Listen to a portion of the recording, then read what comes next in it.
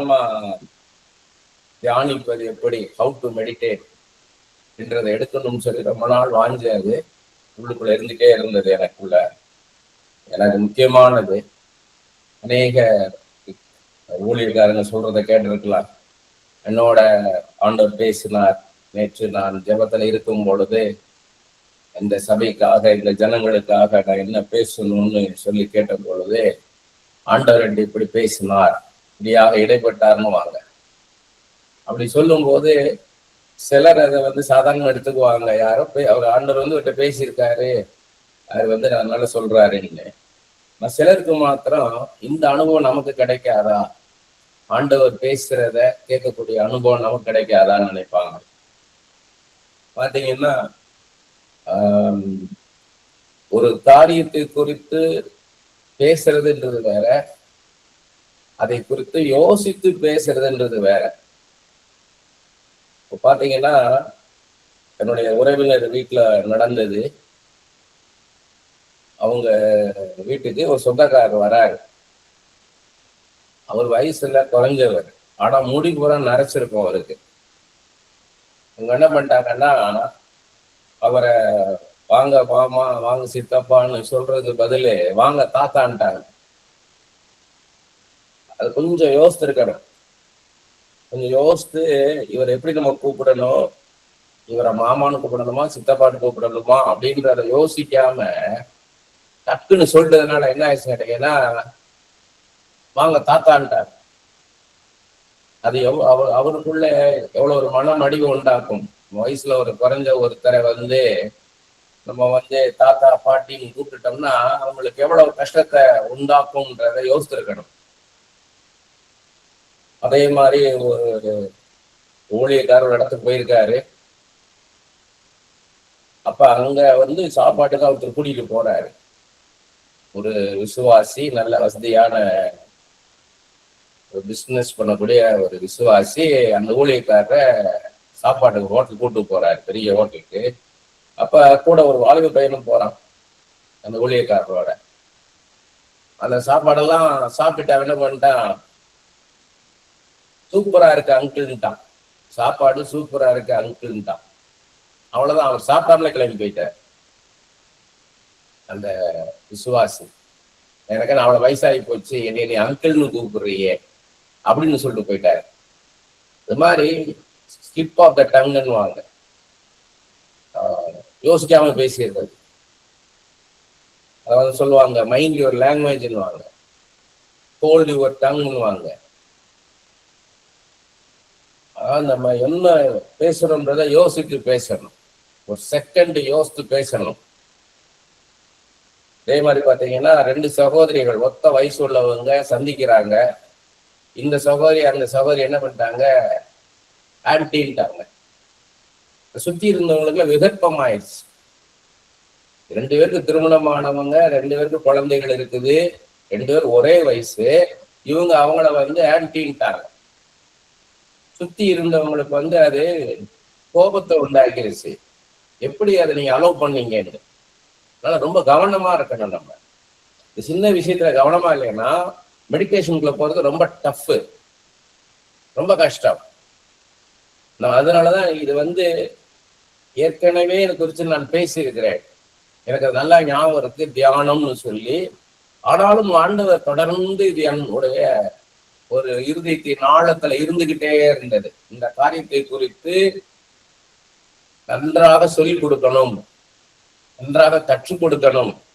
இது ஒரு அனுபவம். ஒரு வீட்டுக்கு போறீங்க அப்படின்னா அந்த வீட்டுக்கு போறது யோசிக்கணும், அவங்கள்ட்ட கேட்கணும். நம்ம தாய் தகப்பன் வீட்டுக்கு போறதுக்கோ, நம்மளுடைய கூட பிறந்தவங்க வீட்டுக்கு போறதுக்கோ நம்ம அனுமதி கேட்க தேவையில்லை, நம்ம கிளம்பி போயிடலாம், உரிமை இருக்குது, நோ ஃபார்மாலிட்டிஸ்.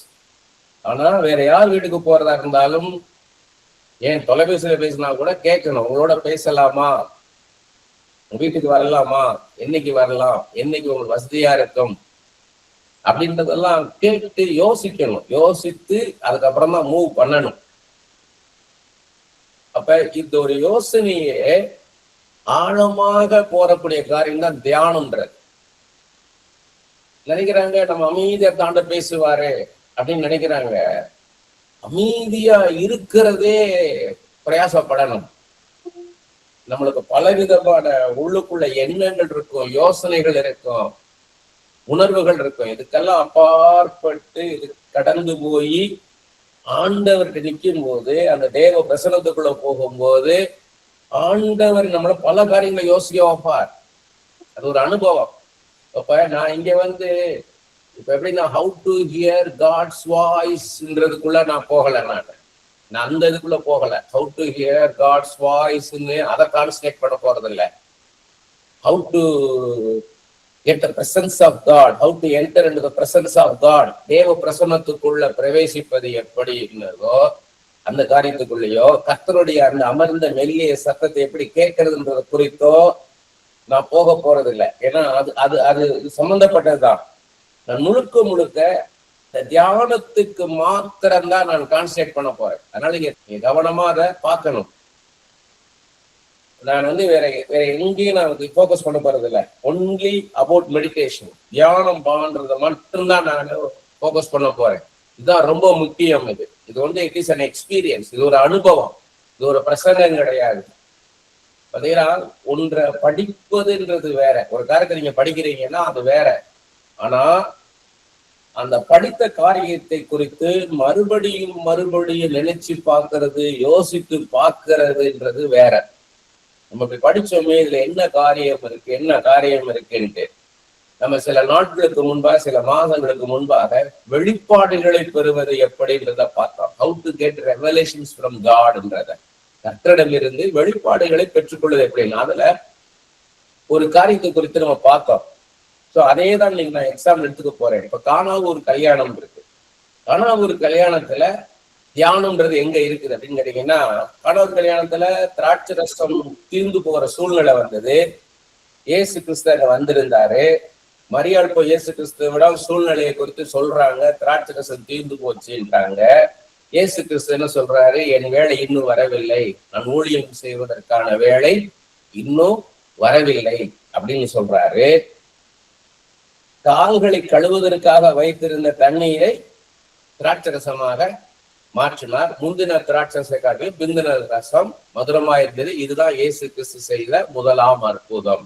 அது வரைக்கும் ஒரு தச்சனுடைய குமாரனா தான் இருக்கிறாரு. யோசேப்பின் குமாரனா தான் அந்த ஊருக்கு தன்னை காமிக்கிறாரு.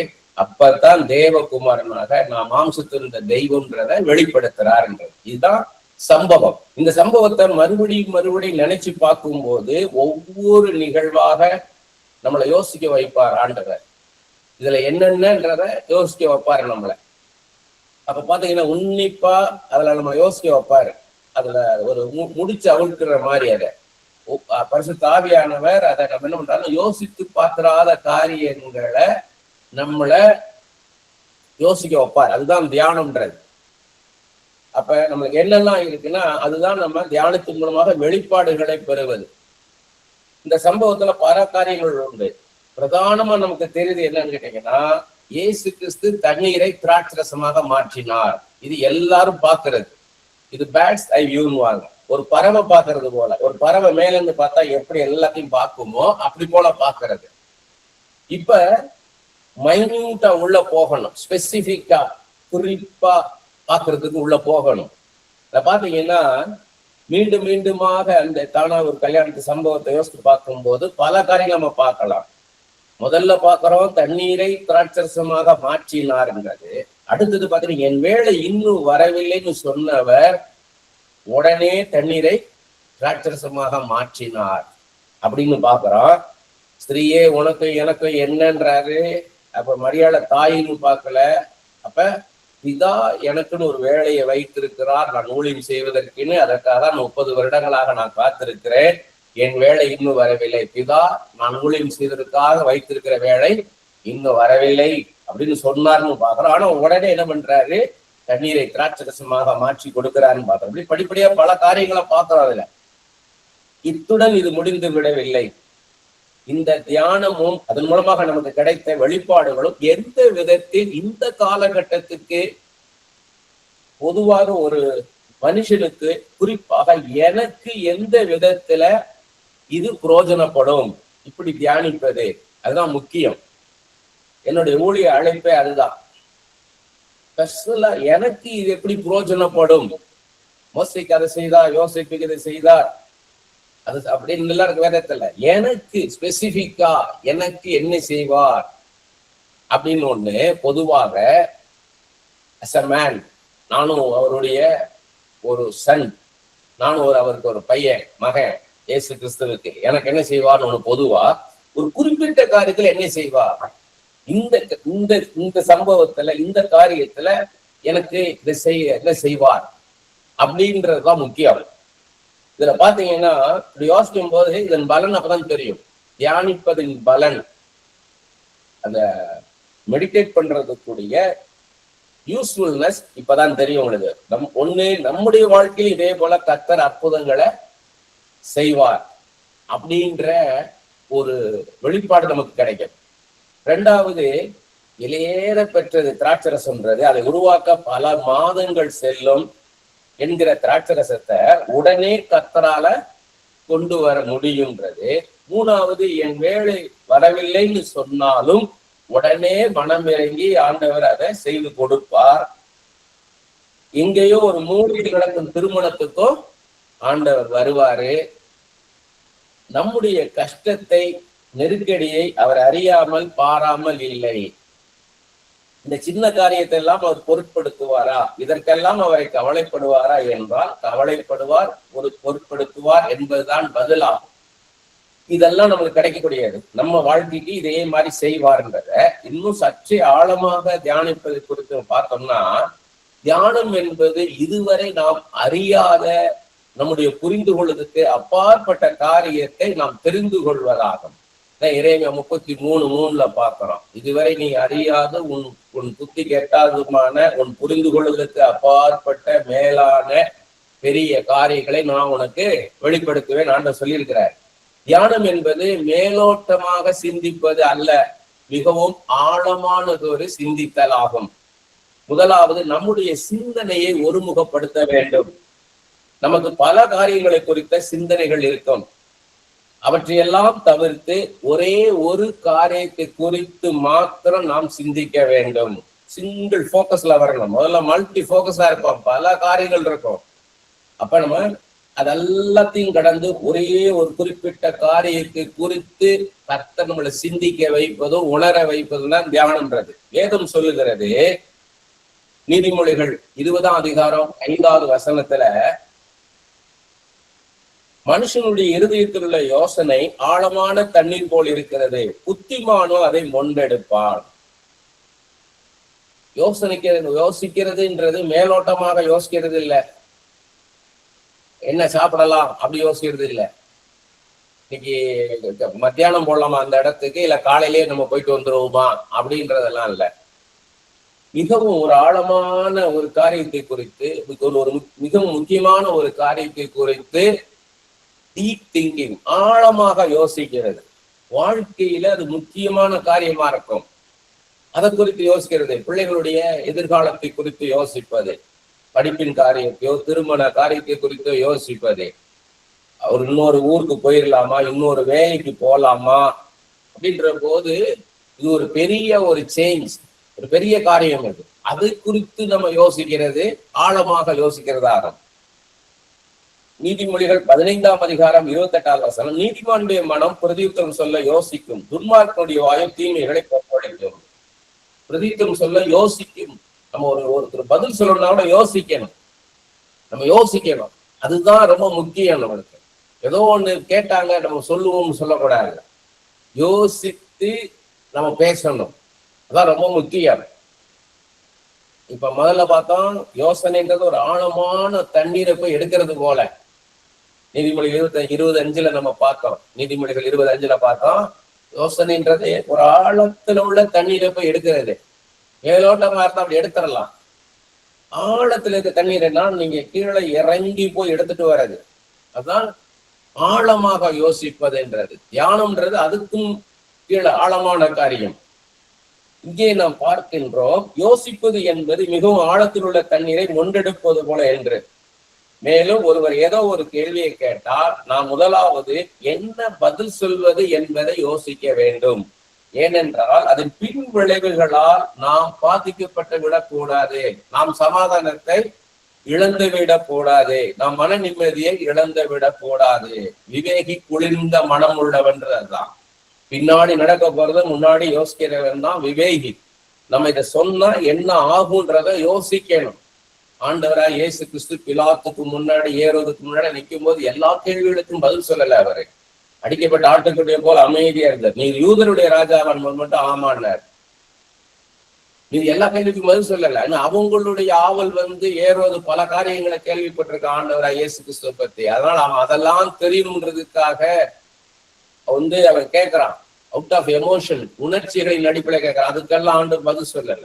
குறிப்பா அவனுக்கு எதை சொல்லணுமோ அதை மட்டும் பேசுறார். அந்த மாதிரி நம்ம யோசிக்கணும். நம்ம இதை சொன்னா இதோட பின் விளைவுகள் என்னவா இருக்கும் யோசிக்கணும்.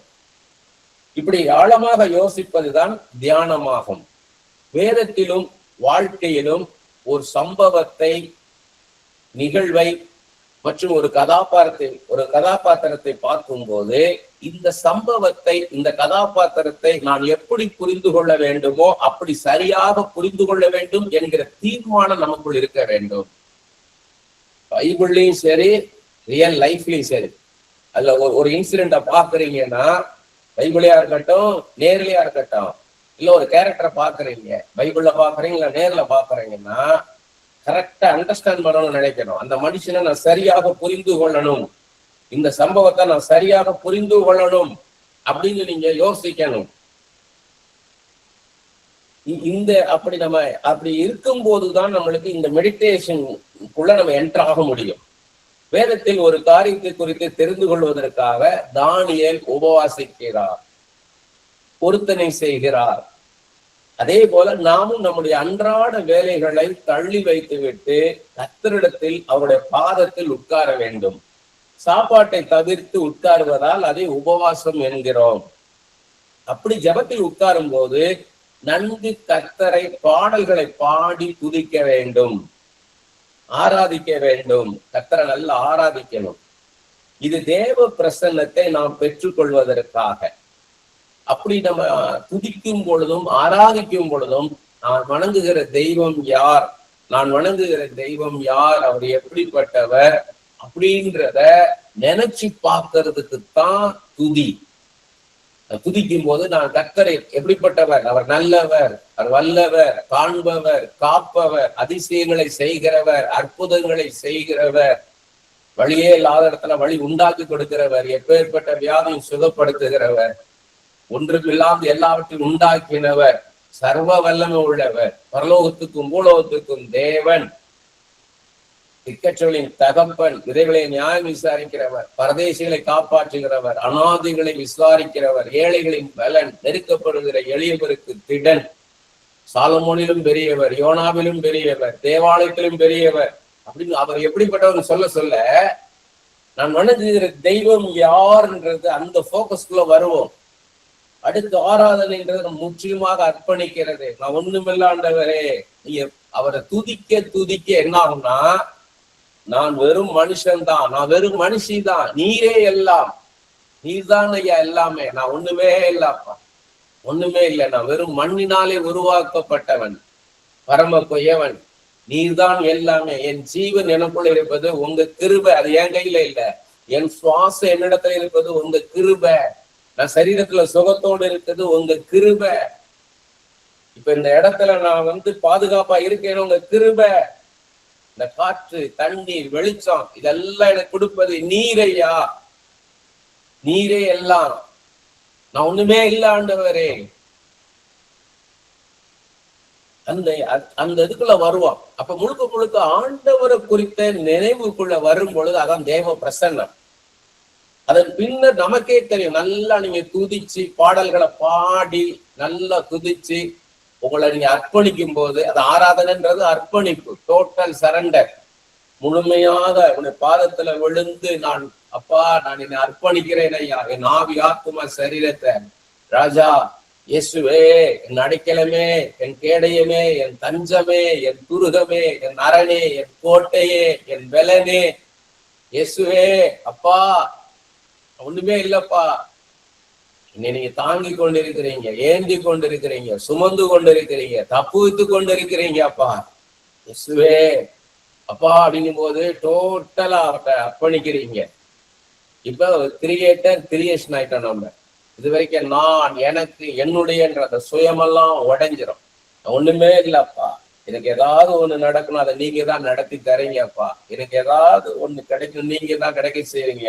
என்னை காப்பாத்துகிற தெய்வம் ஐயா நீங்க. இயேசுவே, எனக்கு எவ்வளவோ விபத்துகள் நடக்குது ஐயா. என்னைய நீங்க அப்பா நீங்க காப்பாத்தி வச்சிருக்கிறீங்க ராஜா. என்னுடைய போக்கில வரத்துல என் தூதர்களை கொண்டு என்னை காத்துக்கிட்டு இருக்கீங்க அப்பா. நான் தூங்கும் போது உறங்கும் போது கூட நீ தூங்குவதும் இல்லை உறங்குவதும் இல்லை.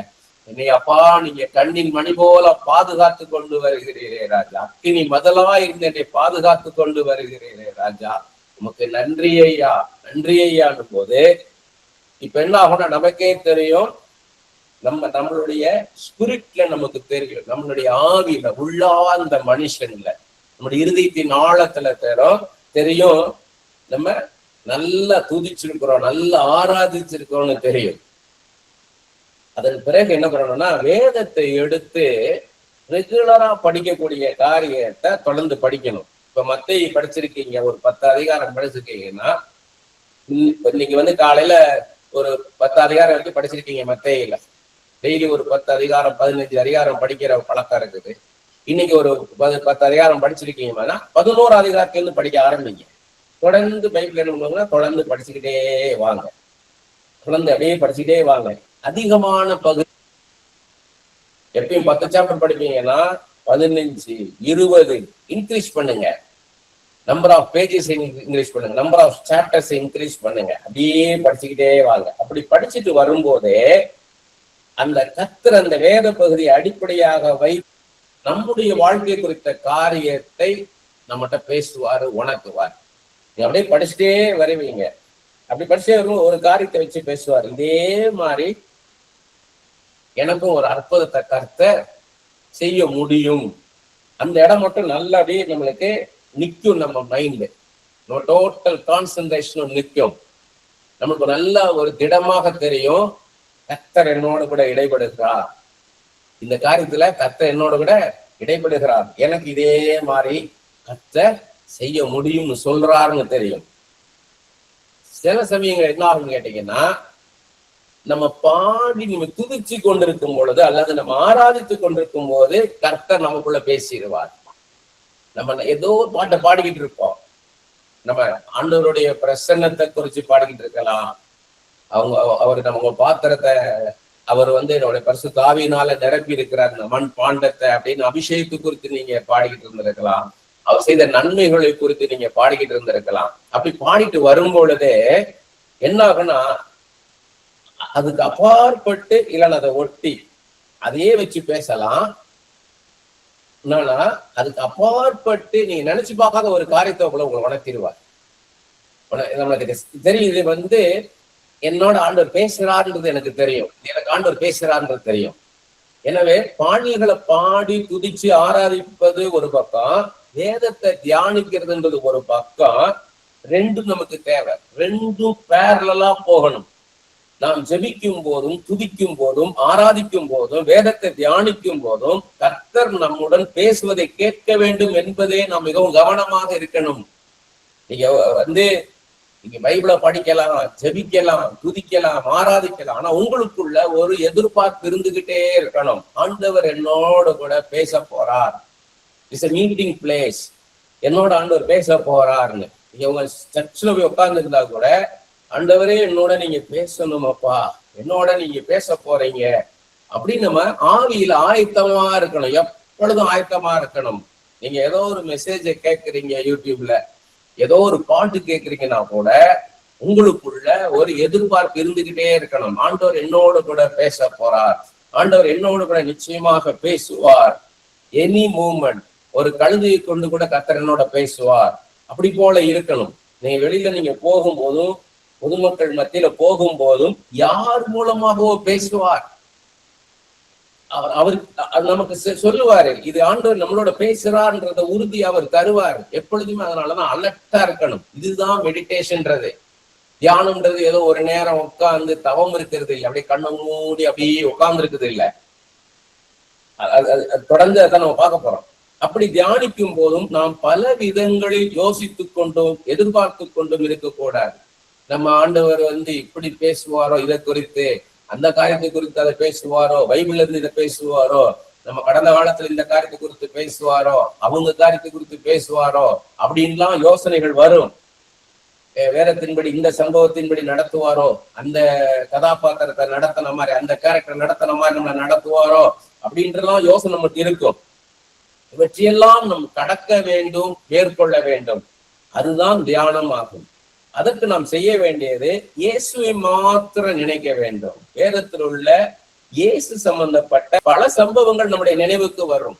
அவர் சகையை எப்படி சந்திச்சாரு, சகை வீட்டுக்கு எப்படி போனார், எவரு எப்படி சந்திச்சாரு, எவரு வீட்டுக்கு எப்படி போனார், அங்க என்ன நடந்தது, 12 வருட பெரும்பாடல் எப்படி சந்தித்தாரு, நாயின் ஒரு விதவை எப்படி சந்திச்சாரு, 18 வருஷம் கூனி எப்படி சந்தித்தாரு, பல காரியங்கள் வரும்.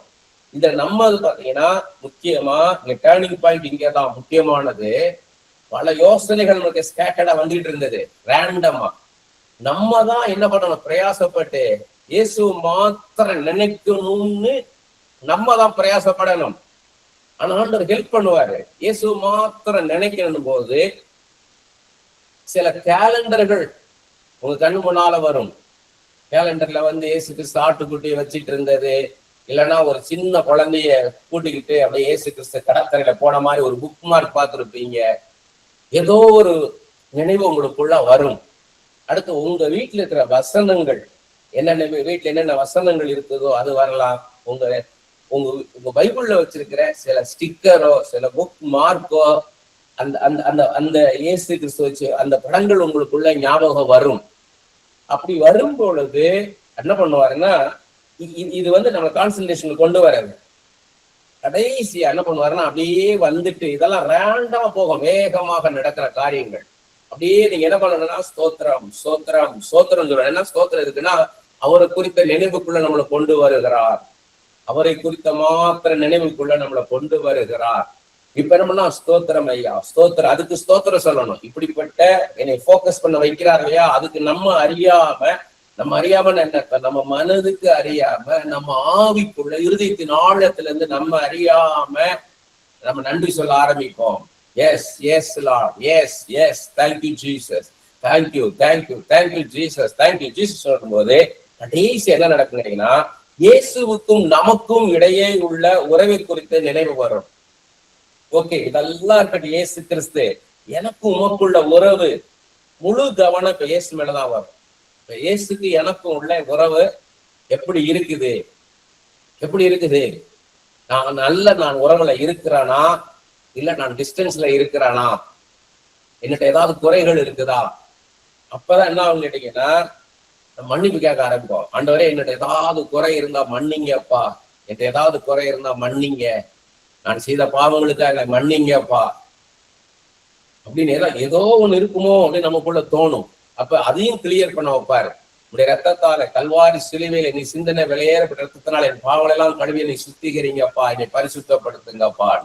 நம்ம அறியாததா இருக்கும் அது ஆண்டவர் எதுன்னு தெரியாது நமக்கு. ஆனா இப்படி அந்த பாவ மன்னிப்பின் ஜெபத்தை பண்ணும்போது நம்ம கிளியர் கான்சியன்ஸ் வந்துடும், சுத்த மனசாட்சி வந்துடும், இன்னும் போல்ட்னஸ் வரும்.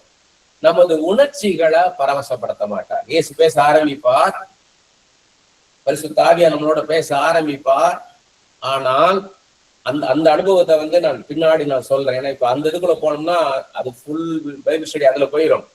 எப்படி நம்ம மனசு பேசும், எப்படி நம்ம மனசாட்சி பேசும், எப்படி நம்ம உள் உணர்வு பேசும், எப்படி அந்த உள் உணர்வு எடுத்து பரிசுத்த ஆவியானவர் பேசுவார்ன்றத நான் கடைசியா வரேன். இப்ப ஆண்டவர் பேச ஆரம்பிச்சிட்டாரு. ஸ்மால் வாய்ஸ் நம்ம கேட்க ஆரம்பிச்சிட்டோம். இப்ப என்ன கேட்டீங்கன்னா, நமது உணர்ச்சிகளை பரவசப்படுத்த மாட்டார், எமோஷனலா நம்மளை ஸ்டிமுலேட் பண்ண மாட்டார், நமது சுயத்தை பாராட்டி பொய்யான கற்பனைக்குள் மாயைக்குள் நம்மை நடத்த மாட்டார். இதுல கிளியரா இருக்கணும். ஏன்னா அங்கதான் சாத்தா இடம் விடுவான்.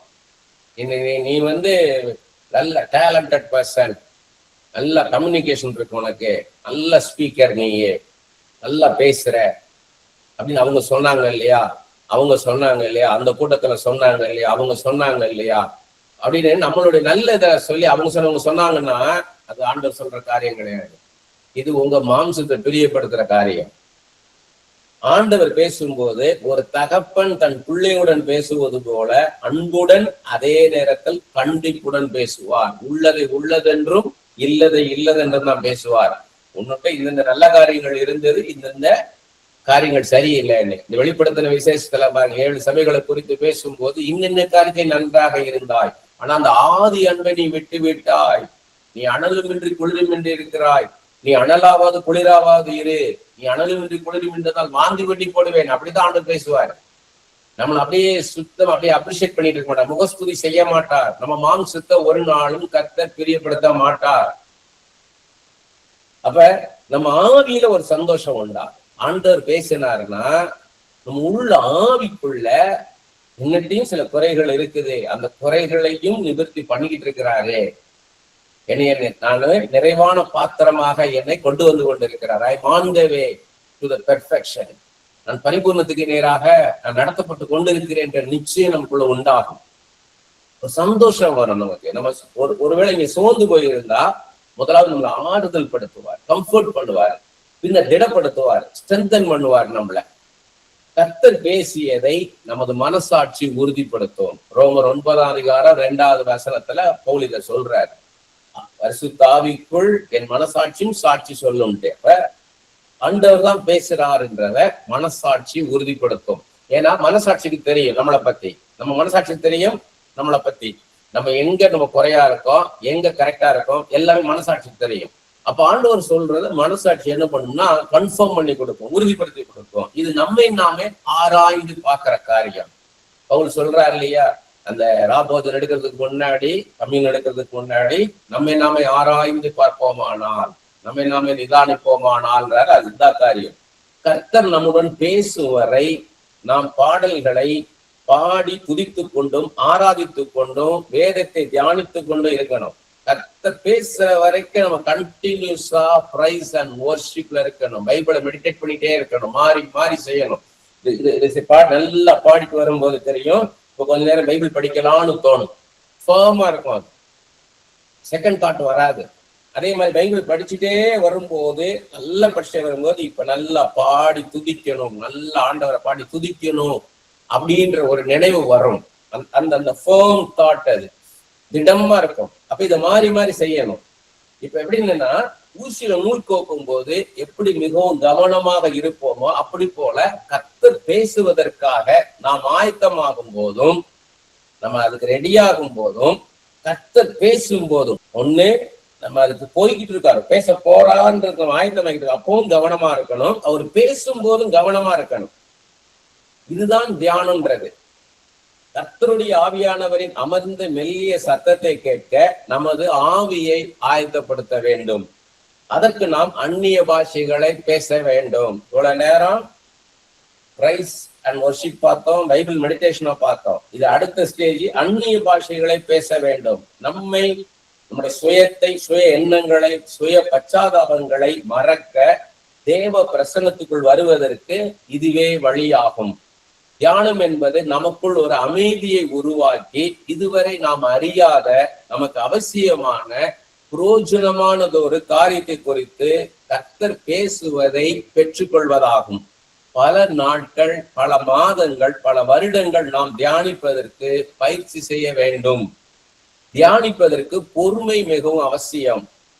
ஏனென்றால் தியானம் என்பது அவசரப்பட்டு வேகமாக செயல்படும் காரியம் அல்ல. கர்த்தர் பேசும் வரை காத்திருக்க வேண்டும். அதற்கு பொறுமை அவசியம். கர்த்தர் பேசும் போதும் நாம் பொறுமையுடன் கேட்க வேண்டும். நமக்கு ஒரு குறிப்பிட்ட காரியத்தை குறித்து கர்த்தர் உடனே பேசிவிட வேண்டும் என்று இருக்கும். அதற்காக அவசரப்படக்கூடாது. நமக்கு அது முக்கியமா ஒரு காரியத்தை குறித்து எதிர்பார்ப்போம், அது கர்த்தருக்கு நல்லாவே தெரியும். அந்த குறிப்பிட்ட காரியத்தை குறித்து நிச்சயமாக பேசுவார். அதற்காக நாம் மிகுந்த ஆவலோடு காத்திருக்கின்றோம் என்பதையும் கர்த்தர் நமக்கு வெளிப்படுத்துவார். நீ இந்த காரியத்துக்காக தானே நீ காத்திருக்கிற, இந்த குறிப்பிட்ட காரியத்தை குறித்து நான் என்ன பேச போறேன், நான் நிச்சயமாக நான் உன்கிட்ட பேசுவேன் அப்படின்னு சொல்லி அதுக்கு முன்னாடி சில காரியங்களை பேசுவார். அவருக்கு தெரியும் அதை எப்ப பேசணும்ட்டு. சில சமயம் என்ன பண்ணுவார்னா முதல்ல அதை பேசிடுவார். முதல்ல என்ன பண்ணிடுவாருன்னா, இந்த காரியத்தை குறித்து தானே நீ யோசிக்கிற, உன் பிள்ளையை குறித்து யோசிக்கிற, உன் புருஷனை குறித்து யோசிக்கிற, உன் மனைவியை குறித்து நீ யோசிக்கிற, உன் பிள்ளையின் படிப்பின் காரியத்தை குறித்து யோசிக்கிற, உன் பிள்ளையின் சுகத்தை குறித்து நீ யோசிக்கிற, இந்த உன் வேலையை குறித்து நீ யோசிக்கிற, அதை குறிச்சு முதலே பேசிடுவார். சில சமயம் என்ன பண்ணுவார்னா அதுக்கு முன்னாடி நம்மளை ப்ரிப்பேர் பண்ணுவார், சில காரியங்களை பேசுவார். அதுக்கு முன்னாடி நம்ம சொல்லிடுவார், இந்த காரியத்தை குறித்து நான் நிச்சயமாக உன்னோட பேசுவேன் சொல்லிட்டு தான் மிச்ச காரியங்களை பேசுவார். அதான் கடைசி அதை பேசுவார். நாம் அதிகமாக தொடர்ந்து தியானிக்கும் போது, நம்ம அப்படியே தொடர்ந்து அந்த பிராக்டிஸ் பண்ணும்போது, இந்த மெடிடேஷனை கர்த்தர் எப்படி பேசுவார், எப்படி பேச மாட்டார் என்பதை தெரிந்து கொள்வோம். அதுக்கு மேல எந்த காரியத்தை குறித்து பேசுவார், எந்த காரியத்தை குறித்து பேச மாட்டார் என்பதையும் தெரிந்து கொள்வோம். இதுவே பயிற்சி செய்வதற்கான பலன். நீங்க பிராக்டிஸ் பண்ண பண்ண பண்ண நீங்க வெயிட் பண்ணி கர்த்தர் பேச காத்திருந்து நீங்க பிராக்டிஸ் பண்ணீங்கன்னா உங்களுக்கு நல்லா தெரிஞ்சிடும் கர்த்தர் எப்படி பேசுவார், எப்படி பேச மாட்டார், எந்த காரியத்தை குறித்து பேசுவார், எந்த காரியத்தை குறித்து பேச மாட்டார் தெரியும் உங்களுக்கு. எதை குறித்து பேசுவார், எதை குறித்து பேச மாட்டார், எல்லாமே உங்களுக்கு தெளிவா தெரிய ஆரம்பிக்கும். அது வந்து உங்களுக்கு அந்த பழக்கம். பொதுவாக பார்ப்பதற்கும் குறிப்பாக ஒன்றை உற்று பார்ப்பதற்கும் எப்படி வித்தியாசம் உண்டோ அப்படித்தான் தியானம் செய்வதாகும். குறிப்பாய் உற்று பார்ப்பது போலதான் தியானம் செய்வதாகும். இது முக்கியமாக நாம் கவனிக்க வேண்டியது, நாம ஒரு காரியத்தை குறித்து யோசிக்காமல் கர்த்தர் சொல்லுவதை கேட்பதுதான் தியானத்தின் நோக்கமாகும். மெடிடேஷனுடைய பர்பஸ் நாம ஒரு காரியத்தை குறித்து யோசிக்காம ஆண்டவர் என்ன சொல்றாருன்றதுக்காக காத்திருந்து பெற்றுக்கொள்வது. நாம ஒரு முடிவை எடுக்காமல் தேவ சித்தத்தை அறிவதே தியானத்தின் நோக்கமாகும். நாம சுயமாக யோசிக்காமல், உணராமல், ஃபீல் பண்ணாம, நாமளா திங்க் பண்ணாம, நாமளா ஃபீல் பண்ணாம, கர்த்தர் நாம் எதை யோசிக்க, எதை உணர எதிர்பார்க்கிறாரோ அந்த அனுபவத்தை பெற்றுக்கொள்வதுதான் தியானத்தின் நோக்கமாகும். The purpose of meditation. அதுக்கப்புறம் பாத்தீங்கன்னா அப்போஸ்தலனாகிய பவுல் சொல்லுவது போல் 1 கொரிந்தியர் 14:15 சொல்றாரு, ஆவியோடும் கருத்தோடும் ஜெபிப்பதும் பாடுவதும்ன்றார். நான் ஆவியோடும் விண்ணப்பம் பண்ணுவேன், கருத்தோடும் விண்ணப்பம் பண்ணுவேன், நான் ஆவியோடும் பாடுவேன், நான் கருத்தோடும் பாடுவேன்றார். அப்ப அது என்னன்னு கேட்டீங்கன்னா, அது வந்து ஹை லெவல். அது நீ வெறுமனா ஒன்வே ப்ரேயர் பண்ணிக்கிட்டே இருக்கக்கூடாது, இந்த பிராக்டிஸ்குள்ள வரணும். அப்பதான் இந்த மெடிடேஷனுக்குள்ள நீங்க வர முடியும். அதாவது எப்படி பண்ணுவீங்கன்னா, பரிசுத்த ஆவியில் நிரம்பி நாம் ஜெபிக்கணும், பாடணும், அந்த அனுபவத்துல நம்ம வரணும். 2 ஒருமிக்க நடக்கணும். பரிசுத்த ஆவியானவர் நம்முடைய ஆவியில் உணர்த்துவதை நாம் மனதினால் புரிந்து கொள்ள வேண்டும். பரிசுத்த ஆவியானவரின் உணர்த்துதல் முடிந்தது போல் தெரிந்தால் உடனே நாம் கர்த்தரை போற்ற வேண்டும், அல்லது அவர் நமக்கு செய்த நன்மைகளுக்கு நன்றி சொல்ல வேண்டும். இதுவும் கர்த்தர் செய்யும் காரியம்தான். இதை நீண்ட கால பயிற்சியில் தெரிந்து கொள்ளலாம். இது எப்படின்னு கேட்டீங்கன்னா, ஆவியோடும் கருத்தோடும் பாடுபடுறத கொஞ்சமா அதை விளக்கிட்டு நான் போறேன். அப்பதான் நிறைய பேருக்கு அது நமக்கு ரெகுலரா அட்டன் பண்றவங்களுக்கு தெரியும், ரெகுலரா அட்டன் பண்ணாதவங்களுக்கு இந்த அனுபவம் தெரியாது. எப்படின்னு கேட்டீங்கன்னா, முதல்ல நம்ம ஆவியோடும் கருத்தோடும் அப்படின்னு கேட்டீங்கன்னா, இங்கிலீஷ் உள்ள ரொம்ப அழகா இருக்கு. From my spirit I pray, from my mind I pray, from my spirit I worship, from my mind I worship அப்படின்னு அதான் அர்த்தம். முதல்ல எப்படி ஆரம்பிக்கணும்னா, நம்ம மனசுல இருந்து நம்ம ஆரம்பிக்கணும். ஆண்டவரே நம்ம துதிக்கிறேன் ஐயா, துதிகளின் மத்தியிலே வாசம் செய்பவரே, துதிக்கு பாத்திரரே, எல்லா துதி கன மகிமைக்கு பாத்திரரே, எல்லா துதி ஸ்தோத்திரத்திற்கும் மேலானவரே, ஒன்றுமில்லாத எல்லாவற்றையும் உண்டாக்கினவரே, இல்லாதவர்கள் இருக்கிறவர்கள் அழைக்கிறவரே. இப்ப நானாக என் மைண்ட்ல இருந்து நான் ஜபிக்கிறேன். இதுல கர்த்தருக்கு சம்பந்தம் கிடையாது. கர்த்தர் எனக்கு உணர்த்தல, நானாக என்ன பண்றேன், போய் ஜெபிக்க ஆரம்பிக்கிறேன். இதுக்கு அடுத்து என்ன பண்ணோம்னா, நானே இப்ப ஆத்துமாக்குள்ள இருக்கிறேன், இந்த ஆத்துமாக்குள்ள வந்து நான் ஆவிக்குள்ள போகணும். அதுக்குதான் அந்நிய பாஷை. அப்ப என்ன பண்ண, நானே அந்நிய பாஷை நான் பேசணும், நான் தான் வாலண்டியரா பேசணும். ஆண்டவர் என்னை பேச வைப்பார்னு நான் நினைக்க கூடாது. என்னுடைய சித்தம் இல்லாம கர்த்தர் எதையும் செய்ய முடியாது. நான் தான் என்னுடைய சித்தத்தை அர்ப்பணிக்கணும். என்னுடைய சித்தத்தின்படியெல்லாம் உங்களுடைய சித்தத்தின்படி ஆக கடவுதுன்ற.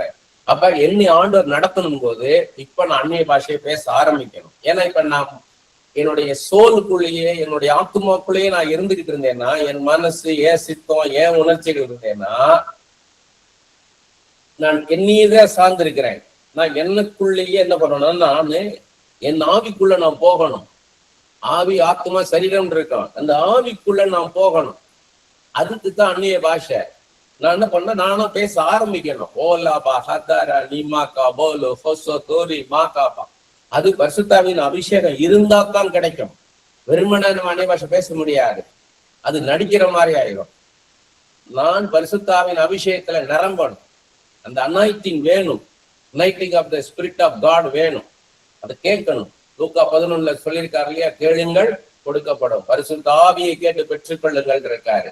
என் நாமத்தினால எதை கேட்டாலும் அருளிச்சு என்ன நிரப்புங்கப்பா, என் நாமத்தினால எதை கேட்டாலும் அருளி செய்வேன்னு சொல்லியிருக்கிறேன். கேளுங்கள் கொடுக்கப்படும் சொல்லியிருக்கிறேன். கேட்டுக்கொள்கிற எவனும் பெற்றுக்கொள்வான்னு சொல்லியிருக்கிறேன். எனக்கு பரிசுத்தாவின் அபிஷேகத்தை தாருமையான்னு கேட்டா, தனியா இருந்து கேட்கும் போது நம்ம மேல இறங்கி வந்துடுவார், நம்மளை நிரப்பிடுவார். பரிசுத்தாவின் அபிஷேகத்தை நமக்குள்ள தந்துடுவார். அப்படி தரும் பொழுதுதான் அதன் அடையாளம் தான் அந்நிய பாஷை பேசுறது. அப்ப அந்நிய பாஷையை பேசணும். கொஞ்ச நேரம் நல்லா என்ன பண்ணிட்டீங்க, உங்க மைண்ட்ல இருந்து நல்ல ஆண்டவரை பிரைஸ் பண்ணிட்டீங்க, நல்லா தேங்க் பண்ணிட்டீங்க. இப்ப என்ன பண்ணணும், அடுத்த லெவலுக்கு போகணும். ஓலாபா ஹத்தாரா நீமா காபா லோகா சத்தாரி நாமா காபான் போது இப்ப கம்ப்ளீட்டா எல்லாத்தையும் மறந்துட்டீங்க. எல்லாத்தையும் மறக்கணும், இயேசு மாத்திரம் நினைக்கணும். கல்வாரி சிலுவையில் இருந்த இயேசுவையோ, சிங்காசனத்துல இருக்கிற இயேசுவையோ நினைக்கணும்.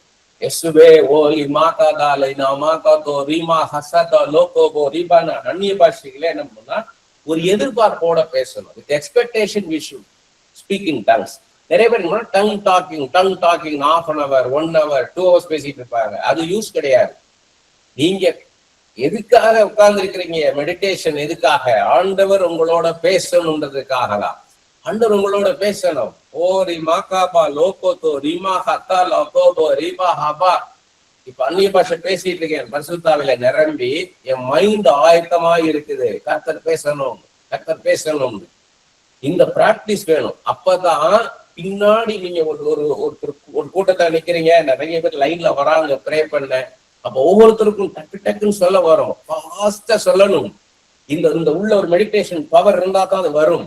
உடனே ஆண்டவரோட கனெக்ட் ஆகணும், டக்குன்னு கனெக்ட் ஆகணும். அதுதான் ஆவியோடு கருத்தோடுன்றது. இப்ப ஒருத்தர் நான் ப்ரே பண்றேன், ஒருத்தவங்க நிக்கிறாங்க லைன்ல வரிசையா நிக்கிறாங்க. முதல்ல இருக்கிறவங்களுக்கு வியாதியோட வந்திருக்கிறாங்க. நான் வியாதிக்காக ஜெபம் பண்றேன். சில வசனங்களை சொல்லி நான் என்ன பண்றேன், ஜெபம் பண்றேன். அந்த வசனம் ஆண்டவரே என்கிட்ட கொடுக்குறாரு. யெகோவா ரஃபேக்கா, நானே உன் பரைய கர்த்தர்னு சொல்லுன்றாரு. அடுத்து நானே பரம வைத்தியர்ன்றாரு. கிளியாத்தின் பிசின் தைலம் அல்லவா நான்றாரு. அந்த வஸ்திரத்தின் ஓரத்தை தொட்டாலும் சுகம் உண்டாகுன்றாரு. என் தழும்புகளால் சுகமாவீர்கள் சொல்றாரு. இவ்வளவு சொல்லி நான் ஜெபிச்சுட்டேன். இப்ப நான் ஜெபிக்கிறேன்னா எனக்கு ஆண்டவர் சொல்ற சொல்லி அப்படி போல அதே வல்லம் இப்பொழுது இந்த சகோதரனுக்குள்ள இறங்கி வரட்டும் அப்பா, இந்த சகோதரிக்குள்ள கடந்து வரட்டும் ஐயா. உடைய ஆணிப்பா இந்த தழும்புள்ள கரத்தால் தொடுங்கப்பா. இது கர்த்தர் எனக்குள்ள ஏவுறது. என் ஆணிப்பா இந்த தழும்புள்ள கரத்தை வைக்கணும்னு ஜெபம் பண்ணு. என்னோட வல்லமை உச்சி கொண்டு உள்ளங்கால் வரை இறங்கணும்னு சொல்லி ஜெபம் பண்ணு. அந்த வயிற்று பகுதியில வயிற்றுலதான் பிரச்சனைன்றாங்க. எந்த டாக்டரை பார்த்துட்டோம், ஸ்கேன் பண்ணி பார்த்துட்டோம், எக்ஸ்ரே பண்ணி பார்த்தோம், எல்லா டெஸ்டும் பண்ணிட்டோம், ஒண்ணும் முடியல. அப்படின்னு போது அந்த வயிற்று பகுதிக்குள்ள இப்பொழுது வல்லமை கடந்து வரட்டும் ஐயா அப்படின்னு நான் சொல்றேன். உடனே அடுத்த என்ன சொல்லுவாரு, என்ன போல அப்படியே ப்ராம்ப்ட் பண்ணுவாரு, எனக்குள்ள ரத்தம் பாய்ந்து செல்லட்டும்னு சொல்லுவாரு. சரி ஜெபிச்சிட்டேன். இப்ப என்ன ஆகும்னா என்னை அலர்ட் பண்ணுவாரு. அடுத்து ஒருத்தவங்க 4 பேர் இதே மாதிரி வியாதியோடு இருப்பாங்க. இப்ப அவங்களும் இதை கேட்டுக்கிட்டு இருப்பாங்க. ஏன்னா அவங்களும் அவங்களோட இருக்கிறாங்க. அடுத்து இந்த ஊழியக்காரர் நமக்காக ஜெபிக்க போறாங்க, உட்கார்ந்து வந்துட்டு நிக்கிறாங்க பக்கத்துலயே. அடுத்து அவங்களுக்கு ஜெபிக்கும் போது நம்ம மைண்டு சொல்லும், ஏற்கனவே சொன்னதை சொல்லாம ஜெபம் பண்ணு. நமக்கே தோணும் அது, நம்ம மைண்ட் நம்ம பேசுறது. ஏன்னா இவர் எல்லாருக்கிட்ட தான் சொல்லுவாரு போல என்ன. ஏன்னா ஒரு இடத்துக்கு நாங்க போயிருக்கோம், கூடத்துக்கு போயிருக்கிறேன். நான் போய் இந்த ஊழியக்காரத்தை போய் நிற்கும் போது எனக்கு முன்னாடி இருக்கிறவங்களுக்கெல்லாம் ஒரு குறிப்பிட்ட காரியத்தை சொல்லி ஜெபம் பண்றாரு. அப்ப எனக்கு வரும்போது சலிப்பாயிருச்சு. அது எல்லாருக்கும் தான் சொல்றாரு, எல்லாருக்கும் அதை தான் சொல்றாரு. அதனால அவங்களுடைய ஆவிக்கு ஏற்ற விதத்துல, அவங்க இருதயத்துக்கு ஏற்ற விதத்துல நம்மளை ப்ரிப்பேர் பண்ணுவார். அதுக்கு நம்ம அலர்ட்டா இருக்கணும். அதுக்கு தான் இந்த மெடிடேஷன்ன்றது ரொம்ப ரொம்ப முக்கியம். அப்ப நீங்க அவங்க வரும்போது உங்களுக்கு வேற காரியங்களை கொடுப்பாரு. வேதத்தினோட வேலை காரியம் கொடுப்பாரு. இசைக்கியாவின் கண்ணீரை கண்ட தேவன், இசைக்கியாவுக்கு சுகம் கொடுத்து 15 வருடங்களை கூட்டி கொடுத்த தேவன் உனக்கும் கொடுப்பான் போது அவங்க ஆவில சந்தோஷமாயிருவாங்க. ஏன்னா ஏற்கனவே சொன்னது இல்லாம வேறு ஒரு காரியத்தை கர்த்தர் வேதத்திலிருந்து பேசும்போது அவங்களுக்கு மிகுந்த சந்தோஷம் உண்டாயிரும். அதுக்கு நம்மளை பிராக்டிஸ் பண்ண வைப்பார். அதுக்குதான் நம்ம தனியாக உட்கார்ந்து அதிகமாக வேதத்தை நம்ம படிக்கணும்ன்றது. அதுக்கு அடுத்தது தியானம் செய்வதற்கு விசுவாசம் வேண்டும். நம்ம முதல்ல பார்த்தோம் பொறுமை வேணும். பொறுமையா காத்திருக்கணும். கர்த்தர் பேசும் வர காத்துக்கிட்டே இருக்கணும். கர்த்தர் ஒரு காரியத்தை கொடுத்தாலும் அடுத்தடுத்த காரியங்களை பேசு வர பொறுமையா காத்திருந்து எல்லாத்தையும் பெற்றுக்கொள்ளணும் அவர்கிட்ட இருந்து. அதே மாதிரி விசுவாசம் வேணும். பொறுமையா என்னால இருக்க முடியும், காத்திருக்க முடியும். I can wait with patience. ஆண்டவர் பாதத்துல நானே பொறுமையா உட்கார்ந்து இருக்க முடியும், என்னோட நிச்சயமா ஆண்டவர் பேசுவார் அப்படின்றதுக்கு நமக்கு விசுவாசம் வேணும்.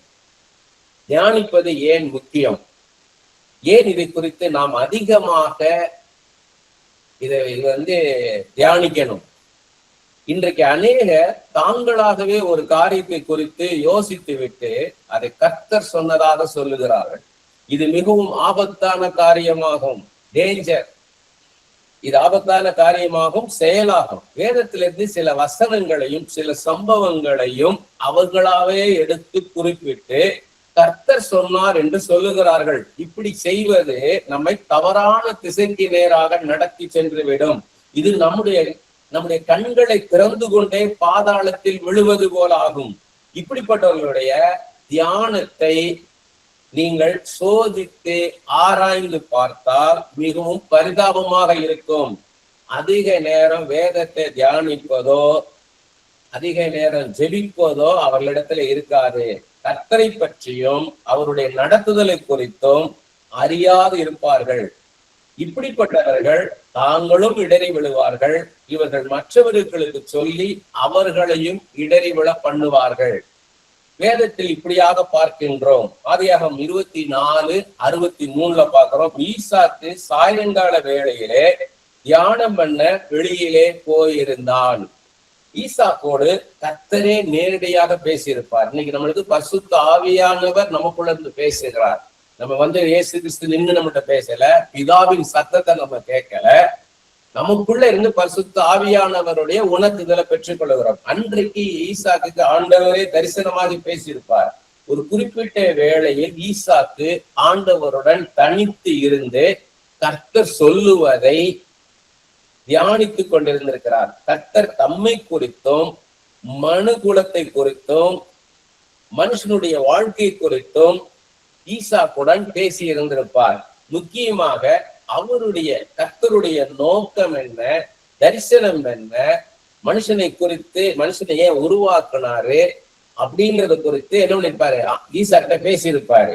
சங்கீதம் 39:3 தாவீது சொல்றாரு, என் இருதயம் எனக்குள்ளே அனல் கொண்டது, நான் தியானிக்கையில் அக்னி மூண்டது, அப்பொழுது என் நாவினால் விண்ணப்பம் செய்தேன். தாவீது கர்த்தரை குறித்து நினைத்திருப்பார். கர்த்தர் தனக்கு செய்த நன்மைகளை எல்லாம் எண்ணி பார்த்திருப்பார். அப்பொழுது அவருக்குள் கர்த்தர் மேல் உள்ள அன்பு பொங்கி வந்திருக்கும்.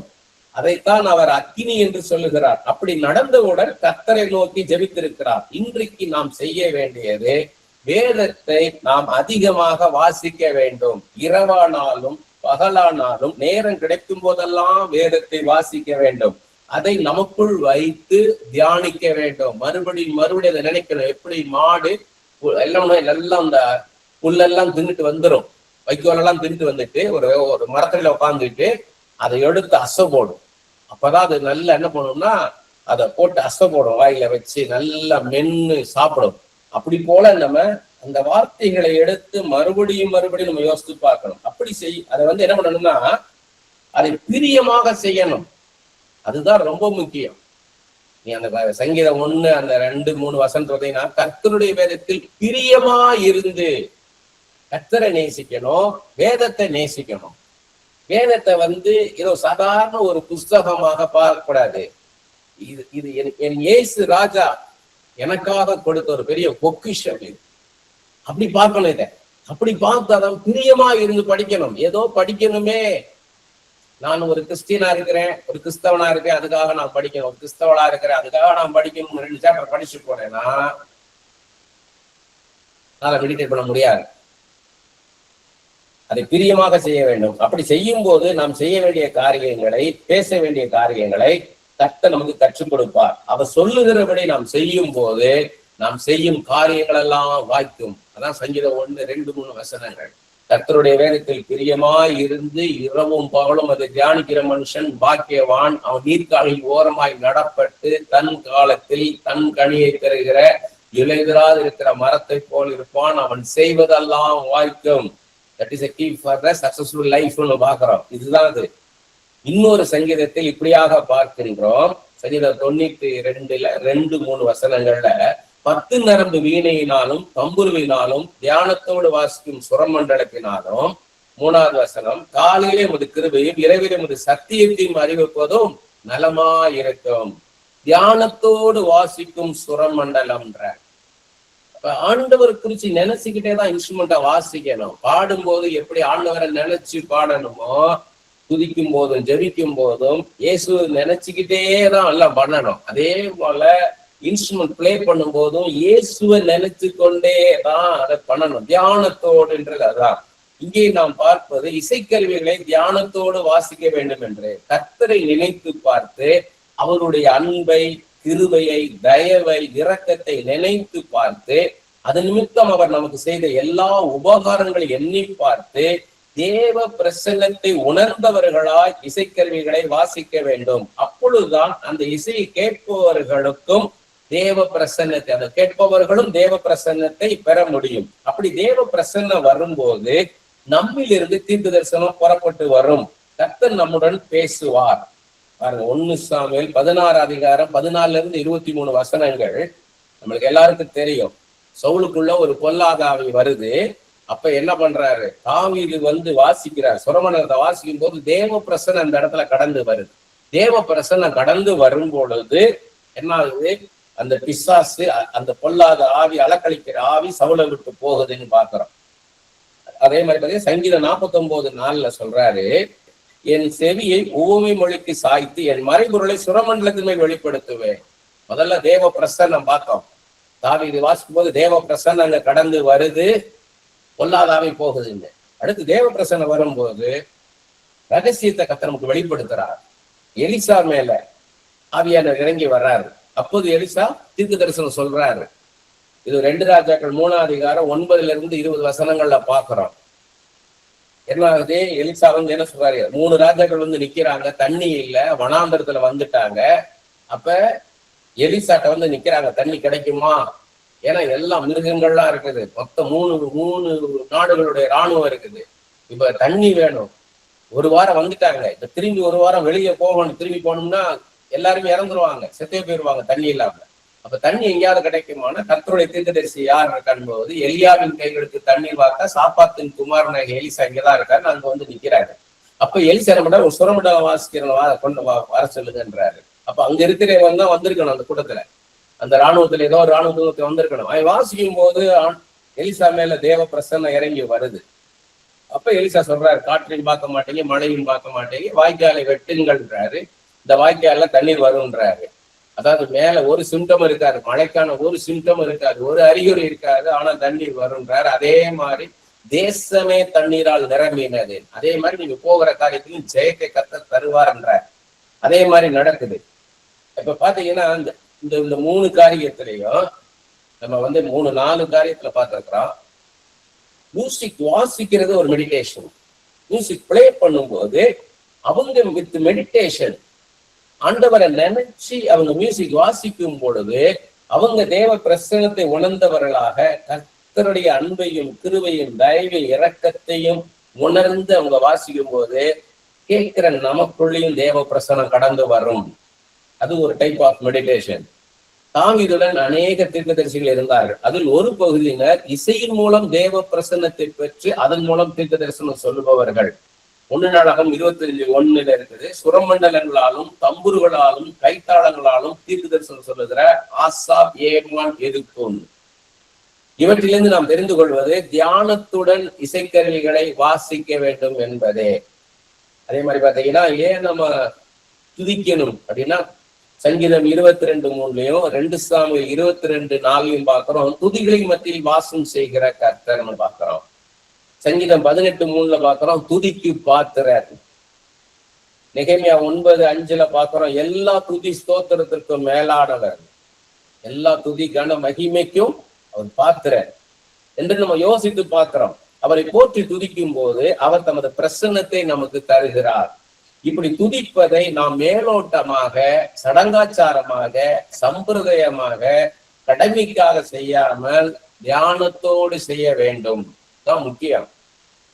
ஆண்டவரை குறிச்சு நினைச்சு செய்யணும். ஒரு நாள் மாம்சத்துக்கு இடம் கொடுக்க கூடாது, சுய பச்சாதாபத்துக்கு இடம் கொடுக்க கூடாது. செல்ஃப் சிம்பத்தி, அதுவும் செல்ஃபிஷ்னஸ் தான், செல்ஃப் சென்டர்ட்னஸ் தான். கர்த்தர் என்ன, கர்த்தர் தான் எல்லாமே. கர்த்தர் நடத்தி கொண்டு வருகிறார், அதை நினைச்சு பார்க்கணும். கர்த்தரை மாத்திரம் நினைச்சு பார்க்கணும். கர்த்தர் நமக்கு என்னெல்லாம் செஞ்சார் அதை நினைச்சு பார்க்கணும். அந்த அவர் எப்படியெல்லாம் அவர் அன்பாக நமக்கு செய்திருக்கிறார், எல்லாமே எவ்வளவோ காரியங்கள் நம்மளுக்கு அன்பா செஞ்சிருக்கிறார், அதை நினைச்சு பார்க்கணும். அந்த அன்பை நினைச்சு பார்த்து அந்த அன்பின் அகலத்தையும் நீளத்தையும் ஆழத்தையும் உயரத்தையும் உணர்ந்து பார்த்து நம்ம பாடணும், நம்ம செபிக்கணும், நம்ம அவரை ஆராதிக்கணும். அதான் முக்கியம்.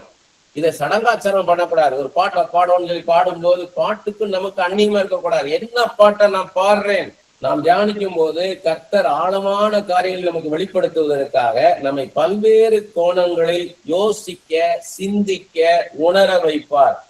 இந்த அனுபவம் தான் தியானிப்பதாகும். இது அத்துடன் நின்று விடுவதில்லை. தொடர்ந்து நாம் தியானிக்கும் போது கர்த்தர் ஆழத்திற்குள் ஆழம் நம்மை கொண்டு செல்வார். சங்கீதம் 42:7 தாவீது சொல்றார், ஆழத்தை ஆழம் கூப்பிடுகிறது என்றார்.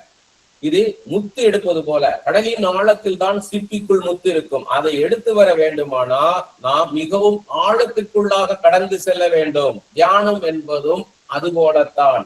அது என்னுடைய ஓன் எக்ஸ்பீரியன்ஸா நான் சொல்லும் போது உங்களுக்கு அது ஈஸியா புரிஞ்சு கொள்ள முடியும். இவ்வளவு நேரம் நான் சொல்லிட்டு வந்ததை நான் என்னுடைய பர்சனல் எக்ஸ்பீரியன்ஸை சொல்லும் போது உங்களுக்கு அது ஈஸியா புரியும். ஒரு மெசேஜை நான் ப்ரிப்பேர் பண்ணும்போது அதுல மெடிடேஷனுடைய பார்ட் என்ன அப்படின்னு கேட்டீங்கன்னா, அடுத்து வரும் ஊழியத்தில் என்ன மெசேஜ் கொடுப்பது என்கிற சிந்தனை, யோசனை எனக்குள் ஓடிக்கொண்டே இருக்கும். எதுவும் பிடிபடாது. அடுத்து ஒரு மீட்டிங் இருக்கும், அங்க போய் நான் என்ன மெசேஜ் கொடுக்கணும் அப்படின்னு நான் யோசிக்கும் போது அதை யோசிச்சுக்கிட்டே இருப்பேன். என்ன மெசேஜ் கொடுக்கணும்னு சிந்தனை தான் ஓடிக்கிட்டு இருக்கும், எதுவும் பிடிபடாது. இதுதான் ஃபர்ஸ்ட் ஸ்டெப். அதுக்கு அடுத்தது என்னன்னு கேட்டீங்கன்னா, சில பொதுவான காரியங்களை குறித்து யோசிப்பேன். விசுவாசம் ரொம்ப முக்கியம். ஒரு கிறிஸ்டியன் லைஃப்ல ஒரு கிறிஸ்தவளாக இருந்தா முதலாவது காரிய அவசியம் விசுவாசம். சோ இந்த விசுவாசத்தை குறித்து பேசலாமா அப்படின்னு யோசிப்பேன். அடுத்தது வேதத்தின் முக்கியத்துவம். இந்த வேதம் ரொம்ப முக்கியம். இன்னைக்கு அநேகத்தை நெக்லெக்ட் பண்ணிட்டாங்க, இக்னரண்டா இருக்காங்க, தெரியாம இருக்காங்க. பைபிள் எவ்வளவு முக்கியம்ன்றது அறியாம இருக்காங்க. இதை குறித்து பேசலாமான்னு யோசிப்பேன். அடுத்தது ஜெபம். ஜெபம்னு அவங்களா ஒரு ஜெபம் பண்ணிட்டே இருக்கிறாங்க. ஜெபத்தை குறித்து பல காரியங்கள் இருக்குது. அவங்களுக்கு என்ன தெரியுமா, அவங்க அது வாட்டி ஜெபம் பண்ணிட்டே இருக்கிறாங்க. அது வந்து எப்படின்னா மெக்கானிக்கலா ஒரு ஃபேன் இப்ப ஓடுது, இந்த ஃபேன் வேற மாதிரி ஓடுமா, அது போட்டீங்கன்னா அது ஓடும், அவ்வளவுதான். அது மாதிரி ஒரே மாதிரி ஜெபம் பண்ணிட்டு இருக்கிறாங்க. அப்ப இந்த ஜெபத்தை குறிச்சு பல்வேறு காரியங்கள் இருக்குது, எப்படியெல்லாம் ஜெபிக்கலாம்ட்டு. அப்ப அதை குறிச்சு பேசலாமான்னு யோசிப்பேன். அடுத்து துதி ஆராதனை குறித்து பேசலாமா அப்படி யோசிப்பேன். அடுத்து ஞானத்தை குறித்து யோசிப்பேன். அடுத்து பரிசுத்தாவின் வரங்களை குறித்து யோசிப்பேன். இப்படி எனக்குள்ள யோசிச்சுட்டு இருப்பேன், இதை பேசலாமா, இதை பேசலாமா. அப்ப எனக்குள்ள ஆண்டவர் என்ன நினைக்கிறார், இவ்வளவு இருக்குது, இதுல ஆண்டவர் எதை எனக்கு கொடுக்க போறார் பேசுவதற்காக அப்படின்ற சிந்தனை ஓடிக்கிட்டே இருக்கும். அடுத்தது முக்கியமானது, எப்படிப்பட்ட ஜனங்களுக்கு பேச போகின்ற யோசனை வரும். இப்ப நான் போக போறது எந்த இடம், அது ஒரு சின்ன வீட்டு கூட்டமா, இல்ல ஒரு சபையில பேச போறானா, இல்ல ஒரு தனி மனிதனை சந்திக்க போறானா, அவன் குடும்பமும் கொர்நேலிய வீடு மாதிரி இருக்கும். நிறைய எனக்கு அப்படிப்பட்ட அனுபவங்கள் தான். ஒரு குறிப்பிட்ட மனிதனுக்கு சொல்றதுக்காக கூட்டு போவார் ஆண்டவர். அங்க ஒரு 10-15 பேர் உட்கார்ந்து இருப்பாங்க, கொர்நேலிய வீடு மாதிரி. அவருடைய க்ளோஸ் ஃப்ரெண்ட்ஸ் உட்கார்ந்து இருப்பாங்க, க்ளோஸ் ரிலேட்டிவ்ஸ் இருப்பாங்க, ஃபேமிலி பீப்புள் இருப்பாங்க. அவருக்கு ஒரு முக்கியமான காரியத்துக்காக நான் பேசும்போது அந்த இடத்துல நான் பேசுறதா இருக்கும். அப்ப அது அந்த ஜனங்களை குறித்து அவங்களுக்கான வார்த்தை என்ன அப்படின்றத எனக்கு பிடிபடும். இந்த ஜனங்களுக்கு என்ன பேச போறார். இப்ப ஜனங்கள் யாரும் தெரிஞ்சிருச்சு, டார்கெட் தெரிஞ்சிருச்சு. But what is the message? அவங்க என்ன பேச போறேன், இந்த சிந்தனை ஓடிக்கிட்டே இருக்கும். இதெல்லாம் ஆண்டவர் செய்யற காரியம். எடுத்த உடனே பரிசுத்த ஆவியானவர் இதை பேசு என்று சொல்ல மாட்டார். நம்மை பல விதங்களை யோசிக்க வைப்பார். அதுல நம்ம பங்கு உண்டு. மெயின் பார்ட் நம்மதான். இதை பேசிட்டோம்னா நமக்கு இந்த யோசனைகள் வராது. அதுதான் மெடிடேஷன். வேரியஸ் ஆங்கிள் இப்ப நான் சொல்லி பாருங்க, இதுதான் மெடிடேஷன். இப்படெல்லாம் யோசிக்க வைப்பார். அனுதினம் அன்றாட ஜெபத்தை ஜெபிக்கும் போது அல்லது அன்றாட வேத வாசிப்பை செய்யும் போது எனக்குள் ஒரு விஷயம் பிடிபடும். அது ஜெபிக்கும் போது, எதற்காகவோ யாருக்காகவோ ஜெபிக்கும் போது அதற்காக கர்த்தர் பேசும் விஷயமா இருக்கும். சில சமயங்கள்ல நான் போன்ல யாருக்கோ நான் ஜெபிக்கும் போது அவங்களுக்கு ப்ராஃபஸியா நான் சொல்றத இதுதான் மெசேஜ் அடுத்துன்னுவாரு. சில சமயம் நான் பைபிள் படிக்கும் போது இதுதான் மெசேஜ்னுவாரு. அப்போது எனக்கு நன்கு தெரியும் இதுதான் நான் அடுத்து பேச வேண்டிய விஷயம் என்று. அதே போல வேதத்தை வாசிக்கும் போது எனக்குள் இதுதான் நான் பேச வேண்டிய விஷயம் என்று படும். நான் எவ்வளவு பிரயாசப்பட்டு யோசிக்கின்றேனோ அதற்கேற்ற பலன் கிடைக்கும். நான் அதிகமாக நம்ம பிரயாசப்படணும். இதை பேசுறதா இதை பேசுறதான்னு போது ஆண்டவர் இதை பேசுன்னு சொல்லும் போது அது எப்படி பேசணும், எதற்காக பேசணும் அப்படின்னு யோசிக்க வைப்பார். அதுக்கப்புறம் தான் அவர் பேசுவார். எடுத்த உடனே டக்கு டக்குன்னு கொடுத்துட மாட்டாரு. நம்மளை யோசிக்க வைப்பார், நம்மளை உழ வைப்பார், நல்ல ஆழமா உழ வைப்பார். நிலத்தை விழுகிறது போல அதிகமாக பிரயாசப்பட வைப்பார். அப்பத்தான் அவங்க இருதயத்தின் ஆழத்துக்குள்ள அது போகும். நீங்க மேலோட்டமா பேசுனீங்கன்னா பறந்து போயிரும், சாத்தான் தூக்கிட்டு போயிடுவான். இந்த அளவுக்கு ஆழமா யோசிக்கிறீங்களோ அந்த அளவுக்கு எளிதாக அங்க பேசுவீங்க. போய் இந்த பிரசங்கத்தை தயார் செய்யும் போது எனக்குள் ஒரு சந்தோஷம் உண்டாகும். இது மிகவும் பிரயோஜனமான காரியம் என்கிற எண்ணம், இந்த உணர்வு எனக்குள்ள உண்டாகும். பிரசங்கிக்கும் போதும் எனக்கு உற்சாகமாக இருக்கும். நான் முழுமையாக அதில் ஈடுபடுவேன். ஜனங்களுக்கு இந்த பிரசங்கம் மிகவும் பிரயோஜனமானது, அவசியமானது, அவங்களை இதை அடுத்த லெவலுக்கு கொண்டு போகும் என்பதை எனக்குள் நான் உணர்வேன். இதுதான் கர்த்தர் கொடுத்தார்ன்றதுக்கான அடையாளம். தீர்க்க தரிசனம் வருவதும் இப்படித்தான். ஒரு பாடலை பாடுவேன், அந்த சூழ்நிலைக்கு ஏற்ப உள்ள பாடல் அல்லது ஆவியானவர் எனக்குள் உணர்த்துகிற பாடலை நான் பாடுவேன். பாத்தீங்கன்னா கஷ்டத்தின் மத்தியில வந்திருப்பாங்க, தொடர்ந்து கஷ்டங்க, தொடர்ந்து கஷ்டம்னுவாங்க. அவங்க சொல்லும் போது நமக்கே கஷ்டமா இருக்கும். இந்த பிள்ளைக்கு இப்படி இல்ல, முடியாம இருக்குங்க, மனநிலைமை பாதிக்கப்பட்ட பிள்ளைங்க, இதை வச்சு போராடின்றதுன்னா இவன் அண்ணங்காரன், இவனை ரொம்ப கஷ்டப்பட்டு படிக்க வச்சேங்க, கடன் வாங்கி படிக்க வச்சேங்க, எவ்வளோ கஷ்டப்பட்டு எல்லாம் படிக்க வச்சேங்க, படிச்சு முடிச்சுட்ட வேலைக்கு போக மாட்டேன், வீட்டுல படுத்திருக்கிறாங்க, எனக்கு சாப்பாட்டுக்கே வழி இல்லைங்க, என் ஹஸ்பண்ட் முடியாம இருக்கிறாருங்க, எனக்கு இப்படி வியாதிங்க. இப்படி சொல்லும் போது நம்மளுக்கு என்ன ஆகும்னா எல்லா பக்கமும் இவங்க முடக்கப்பட்டு கிடக்குறாங்க. இப்ப இவங்களுக்கு ஒரு வழி உண்டாகணும்.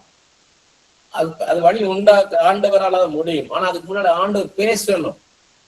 ஆண்டவர் நம்மள்ட்ட பேசணும். இந்த சூழ்நிலையை குறித்து என்னால புரிந்து கொள்ள முடியல, அப்ப அதை குறித்து என்னை தியானிக்க வைப்பார், என்ன அண்டர்ஸ்டாண்ட் பண்ண வைக்கணும் முதல்ல. இப்ப அவங்க சொன்னதை நான் கேட்டுட்டேன், இப்ப இதை நான் எப்படி புரிந்து கொள்ளணும் இந்த காரியத்தை அப்படின்றத எனக்கு கத்துக் கொடுப்பார். அப்ப அதுக்கு என்ன பண்ணுவாருன்னா, சில சமயம் அவர் இந்த பாட்டை அவர் கொடுப்பாரு, இந்த பாடலை பாடுங்குவாரு. சில சமயம் என்ன பண்ணுவேன், எனக்கு நானாக என்ன பண்ணுவேன்னா, ஒரு பாடலை பாடுவோம், இது ஃபெய்த் தான், ஒரு பாடலை பாடுவோம், அப்ப கர்த்தர் நம்மளோட இடைபடுவார் அப்படின்னு. பாடுவேன் பரவசமாகுவேன் பரந்தோடும் இன்னலே, பாடுவேன் பரவசமாகுவேன் பரந்தோடும் இன்னலே. இப்பதான் என்ன ஆகும்னா, என்ன அந்த சிச்சுவேஷன் கொண்டாடுவார், அலையலையாய் துன்பம் சூழ்ந்து நிலை கலந்திய ஆழ்த்தையில், இதுதான் அவங்க சிச்சுவேஷன். அலையலையாய் துன்பம் சூழ்ந்து நீலை கலங்கி ஆட்டையும் அலைகடல் தடுத்து நடுவழி வெடுத்து அலைகடல் தடுத்து நடுவழி வெடுத்து கடத்தியே சென்ற கர்த்தனை கடத்தியே சென்ற கர்த்தனை நான் அர்த்தம். அலைகடல் தடுத்து செங்கடலை ரெண்டாய் பிரித்து வழி உண்டாக்கினது போல இவங்களுக்கு ஒரு வழி உண்டாக்கி கொடுக்க என் கர்த்தர் வல்லமை உள்ளவராக இருக்கிறார் என்ற அந்த ஃபெய்த்தை எனக்குள்ள தருவார். இதான் மெடிடேஷன்றது, இதான் மெடிடேஷன்றது. எனக்குள்ள அந்த ஃபெய்த்தை கொடுத்துருவார். அடுத்து பேசணும் அவர் ஆண்டவர். அப்ப தொடர்ந்து என்ன பண்ணுவேன்னா அந்த பாட்டை நான் பாடிட்டே இருப்பேன். அடுத்த சரணத்துக்குள்ள போகணுன்றது கூட ரொம்ப நேரம் பாட்டுக்குள்ள போகக்கூடாது. ஏன்னா அவங்க ஸ்பிரிட்ல இருந்து வெளியே போயிருவாங்க, அவங்க ஆண்டோட பிரசன்ஸ் விட்டு வெளியே போயிருவாங்க. நம்ம பாட்டு பாடிக்கிட்டு இருக்க கூடாது. அந்த நேரம் பாட்டு போறது நோக்கம் அல்ல, கர்த்தர் பேசணும். அப்ப ஆண்டவர் என்னோட என்ன பண்ணுவாருன்னா அந்த பாட்டை பாடும்போதே பேசிடுவார். இப்ப நான் உங்களுக்காக நான் பாடினேன், இந்த 4 பேர் பாடுறதுக்குள்ள அவங்க டோட்டல் அவங்க என்னென்ன சொல்லணுமோ பிகினிங் டு என்கிட்ட பேசிடுவார். எனக்குள்ள உடைச்சிருவார். ஒரு செகண்ட் தான், கண்ணமிக்க நேரத்துல ஃபுல் காரியத்தையும் பேக் பண்ணிடுவார். அதுதான் மெடிடேஷனுடைய பவர். இது ரொம்ப பிராக்டிஸ் பண்ணத்தான் கிடைக்கும், டக்குன்னு கிடைச்சிடாது இது. அப்ப அது சொல்லிடுவாரு. சொல்லும் பண்ணுவாரு, என்னால் ஆகாத காரியம் ஒன்று உண்டோன்னு சாராளை பார்த்து கேட்டது போல கேட்கிறார் கர்த்தர். இது எனக்கு பேசுனது, இதை அப்ப சொல்ல வைப்பாருங்க. பாடும் பொழுது என்கிட்ட பேசுனது. இப்ப அது விவரமா அவங்ககிட்ட பேச வைப்பார், ப்ராஃபஸியா சொல்ல வைப்பார். சாராளை பார்த்து கேட்டது போல கேட்கிறார், கர்த்தர் ஆகாத காரியம் ஒன்று உண்டோன்னு சொல்லி கேட்கிறார். சூழ்நிலை காட்டிலும் பெரியவர் என் தெய்வம். எனக்கு அடுத்த காரியத்தை பிராண்ட் பண்ணுவார், எனக்குள்ள உணர்த்துவாரு. அன்று சீசர்களோடு படவுல போகும்போது கடல் கொந்தளித்தது, புயல் அடித்தது. எல்லாம் ஐயரே நாங்கள் மடிந்து போகிறோம், உங்களுக்கு கவலையிலான போது நான் எழுந்து, நீ யாரு உங்க கூட இருக்கிறது யாரு? நானு ஆண்டவ கூட இருக்கிறேன், இந்த காற்றின் கடலை உண்டாக்கின தெய்வம் உங்களோட இருக்கிறேன். அந்த விசுவாசம் அந்த அறிவு உங்களுக்கு இல்லாம போச்சே, அமைதலாயிருந்து சொன்னது போல ஒரு வார்த்தை சொன்னா போதும் உங்க சூழ்நிலையை கர்த்தர் மாற்ற முடியும். அப்படி பேச வைப்பார். இதுதான் மெடிடேஷனுடைய பவர். முழுக்க முழுக்க ஆண்டவருடைய கண்ட்ரோலுக்குள்ள இருக்கிறதா மெடிடேஷன். நானாக யோசிக்கல, அந்த பையன் வேலைக்கு போயிட நல்லா இருக்குமே, அவருக்கு சுகந்தா நல்லா இருக்குமே, அந்த அம்மாவுக்கு ஒரு வேலையை போடுறது, 4 வீடு 5 வீடு வேலை பார்த்தா வருமே ஒரு வருமானம். இப்படி நான் ஹியூமன் கால்குலேஷனுக்குள்ள போகல, என்னோட சுய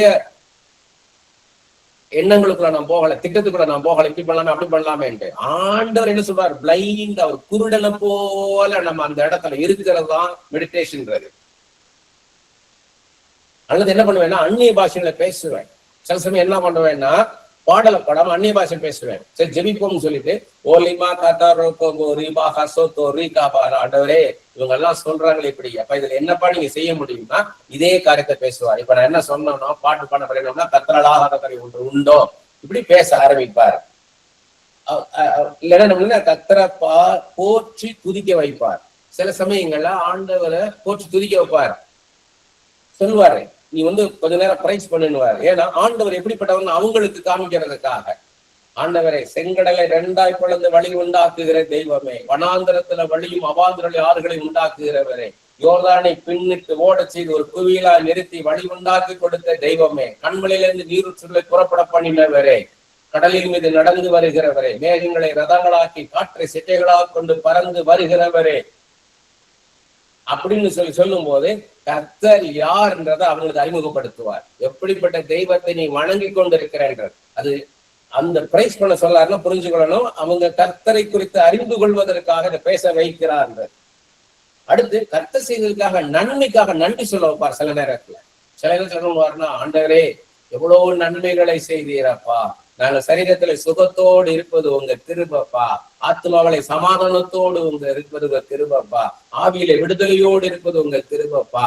அப்பா அந்த காற்றுக்காக நன்றி, தண்ணீருக்காக நன்றி, இயேசுவை வெளிச்சத்துக்காக நன்றி, உணவுக்காக நன்றி, உடைக்காக நன்றி, இருப்பிடத்துக்காக நன்றி, உடைய அன்புக்காக, கிருபைக்காக, தயவுக்காக, இரக்கத்துக்காக நன்றி நன்றின்னு சொல்ல வைப்பார். ஏன்னா இவங்க நன்றி இல்லாம இருப்பாங்க. அவங்க இவ்வளவு நாள் அவனை எப்படி நடத்தி வந்தேன், எவ்வளவு நன்மைகளை செய்தேன் நான், அதை நினைச்சு பார்க்க வைப்பார். அப்ப இதுதான் மெடிடேஷன்ன்றது. இவ எல்லாம் என்னுடைய ஆவியை கர்த்தருடைய சத்தத்தை கேட்க கற்றுக் கொடுக்கும் தரிசனங்களை பெற்றுக்கொள்ள ஆயத்தப்படுத்தும் காரியம் நம்மளை இப்படிதான் ஆயத்தப்படுத்துவார். இதுதான் மெடிடேஷன்ன்றது. அவங்களுக்கு என்ன சொல்றாரோ நம்மள அப்படி ஆயத்தப்படுத்துவார். அடுத்தடுத்த லெவல்ல இப்ப நீ அதிகமாகத்தான் நான் தனி ஜபத்துல மத்தவங்களுக்காக அதிகமாக ஜெபம் பண்ணுங்கன்னு சொல்றது. உங்களை ஒரு ப்ராஃபட்டஸா ஆண்டவர் யூஸ் பண்ணணும்னா, உங்களை ஒரு தீர்க்கதரிசியா ஆண்டவர் பயன்படுத்தணும்னா மத்தவங்களுக்காக அதிகமாக ஜெபிங்க. உங்க தனி ஜபத்துலதான் உங்களை ப்ரிப்பேர் பண்ணுவார்.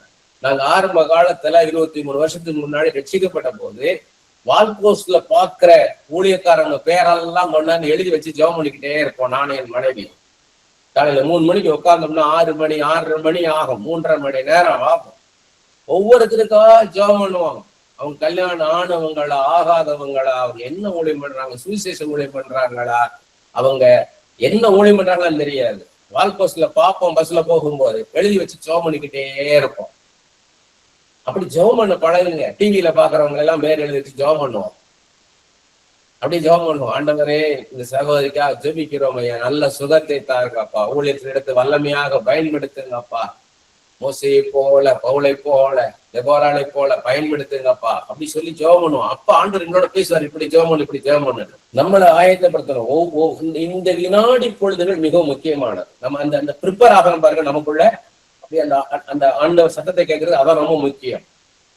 இதோ கர்த்தர் பேச போகிறான்ற எதிர்பார்ப்புடன் நம்முடைய ஆவி கவனமா இருக்கும். அதுல ரொம்ப கேர்ஃபுல்லா இருக்கணும். நம்ம முதலில் கருத்தோடு நம்மளது மனதில் தோன்றபடி நாம ஜெபிக்க ஆரம்பிக்க வேண்டும். அடுத்து ஆவியோடும் கருத்தோடும் ஜெபிக்க வேண்டும். அதற்கடுத்து ஷெக்கினா மகிமைக்குள் பிரவேசிக்க வேண்டும். நம்மை முழுமையாக ஆவியாளருக்கு விட்டு கொடுக்கணும். நல்ல என்ன மெடிடேஷன் நீங்க ஹை லெவல்ல போக போக என்ன ஆகும்னா, நீங்க முதல்ல கண்ட்ரோலுக்குள்ளே இருப்பீங்க. நம்ம அந்நிய பாஷை பேசாதபடிக்கு இருக்கிறதுக்கே நம்ம தான் தடை. நல்லா ஆண்டவரை குறிச்சு நல்ல அந்நிய பாஷையில பேசணும். நல்லா பேசும்போது உங்களுக்கு ஈஸியா இருக்கும். இப்ப ஒரு கூட்டமா இருக்கிறாங்க, ஒரு 20 பேர் இருக்காங்க, 40 பேர் இருக்காங்க, கூட்டமா இருக்குது, இல்ல ஒரு 100 பேர் இருக்காங்க. அந்த இடத்துல எல்லாம் சேர்ந்து ஜெபிப்போம். இப்பொழுதுல இந்த வாரம் நடக்குது, இந்த வாருக்காக ஜெபிப்போம் அப்படின்னும் போது சும்மா லாகாபா ரோகோபா ரீபா லாமா ரீமா காபா லாபான்னு இருக்க கொஞ்சம் பேரு. அதாவது அவங்க பயங்கரமா ஆவியில நிரம்புறாங்க. அப்படியே அக்கினி அபிஷேகம் இறங்கி வந்துருச்சுக்கிற மாதிரி. சில பேர் ஆண்டவரே இயேசுவின் நாமத்துல அந்த ஆவிகளை கட்டுகிறேன் அப்படின்னு சொல்லி ஜெபம் பண்ணுவாங்க. சில பேர் இயேசுவே அந்த அந்தகார கிரியைகளுக்கு பின்னாடி இருக்கிற அந்த பிசாசின் தந்திரங்களை எடுத்து வந்து நிக்கிறேன் ஆண்டவரே அப்படின்னா ஜெபிப்பாங்க. நம்ம இயேசுவே ஓ ரிமா காபா லாகா பரோ கோதோ ருபோ ரிமா காபா லாகா தோரோ நிமா காபான்னு முற்றிலுமாக ஆண்டவருக்கு விட்டு கொடுக்கணும். அதுதான் செக்கினா மகிமை. நமக்குள்ள இருக்கிற அபிஷேகம் வேற. அபிஷேகத்துக்குள்ள நம்ம போறதுதான் செக்கினா மகிமைன்றது, செக்கினா குளோரின்றது. அந்த ஆசரிப்பு கூடாரத்தை நிரப்புனது போல, தேவாலயத்தை நிரப்புனது போல நம்மளை நிரப்பி நம்ம ஆவிக்குள்ள கொண்டு போவார். தரிசனமாக உங்களை தூக்கி போவார். ஆவியில கொண்டு போய் என்ன நடக்குதுன்னு காமிப்பார். இந்த சேட்டலைட் பிக்சர் எல்லாம் என்னன்னு கிடையாது, உங்களை காமிப்பாரு. என்ன நடக்குது ட்ரையாங்கிள் வாரு. இங்க என்ன நடக்குது, அங்க நடக்குது, இங்க என்ன நடக்குது, ஒய் காட் அலௌட், ஏன் கர்த்தர் அனுமதித்தார், இதனால என்ன நன்மை உண்டு, என்ன தீமை உண்டு, எல்லாத்தையும் காமிப்பார். அது மெடிடேஷன்ல தான் வரும். உங்களை பாஸ்ட்ல கொண்டு போக முடியும், ஃபியூச்சர்ல கொண்டு போக முடியும், பேரலா இன்னொரு கண்ட்ரிக்கு உங்களை தூக்கி போக முடியும், ஃபியூச்சருக்கு உங்களை கொண்டு போய் காமிக்க முடியும். நீங்க ஜெபம் பண்ணணும். ஓரா பாகாபா நீமாகா தோரிகாபா ரோகாபா முற்றிலுமாக விட்டு கொடுக்கறதுதான் செக்கின மகிமைக்குள்ள போக முடியும். கண்ட்ரோல் பண்ணிட்டே என்னால முடியாது. இதற்கு இப்படிப்பட்ட அனுபவத்திற்கு மிகுந்த பயிற்சி வேண்டும். மேலோட்டமான விஷயங்களை படித்துக் கொண்டும் கேட்டுக்கொண்டும் இருந்தால் நமக்கு தியானிக்கும் அனுபவம் கிடைக்காது. ஆழமான விஷயங்களை நம்ம யோசிக்க வைக்கக்கூடிய, சிந்திக்க வைக்கக்கூடிய விஷயங்களை நாம் கேட்க வேண்டும், படிக்க வேண்டும். அதான் ரொம்ப முக்கியம். நல்ல ஆழமா மெசேஜஸை கேட்கணும். மேலோட்டமா வெறும் பாட்டு கேட்டுக்கிட்டே இருக்கக்கூடாது. நல்ல ஆழமான நல்ல தியானிச்சு, நமக்கே தெரியும் இது நல்ல ஒரு டீப் மெடிடேஷன்ல இருந்து கிடைத்த ரெவலேஷன். அப்படிப்பட்ட விஷயங்களை நீங்க கேட்கணும். அப்படின்னாதான் உங்கள் மைண்ட் ட்ரெயின் அப் ஆகும். இது எப்படி இந்த காரியத்துக்குள்ள போனாருன்ட்டு. அப்ப எப்படி இந்த காரியத்துக்குள்ள இன்ஃபர்மேஷன் வேற, ரெவலேஷன் வேற. அதுல கவனமா இருக்கணும்.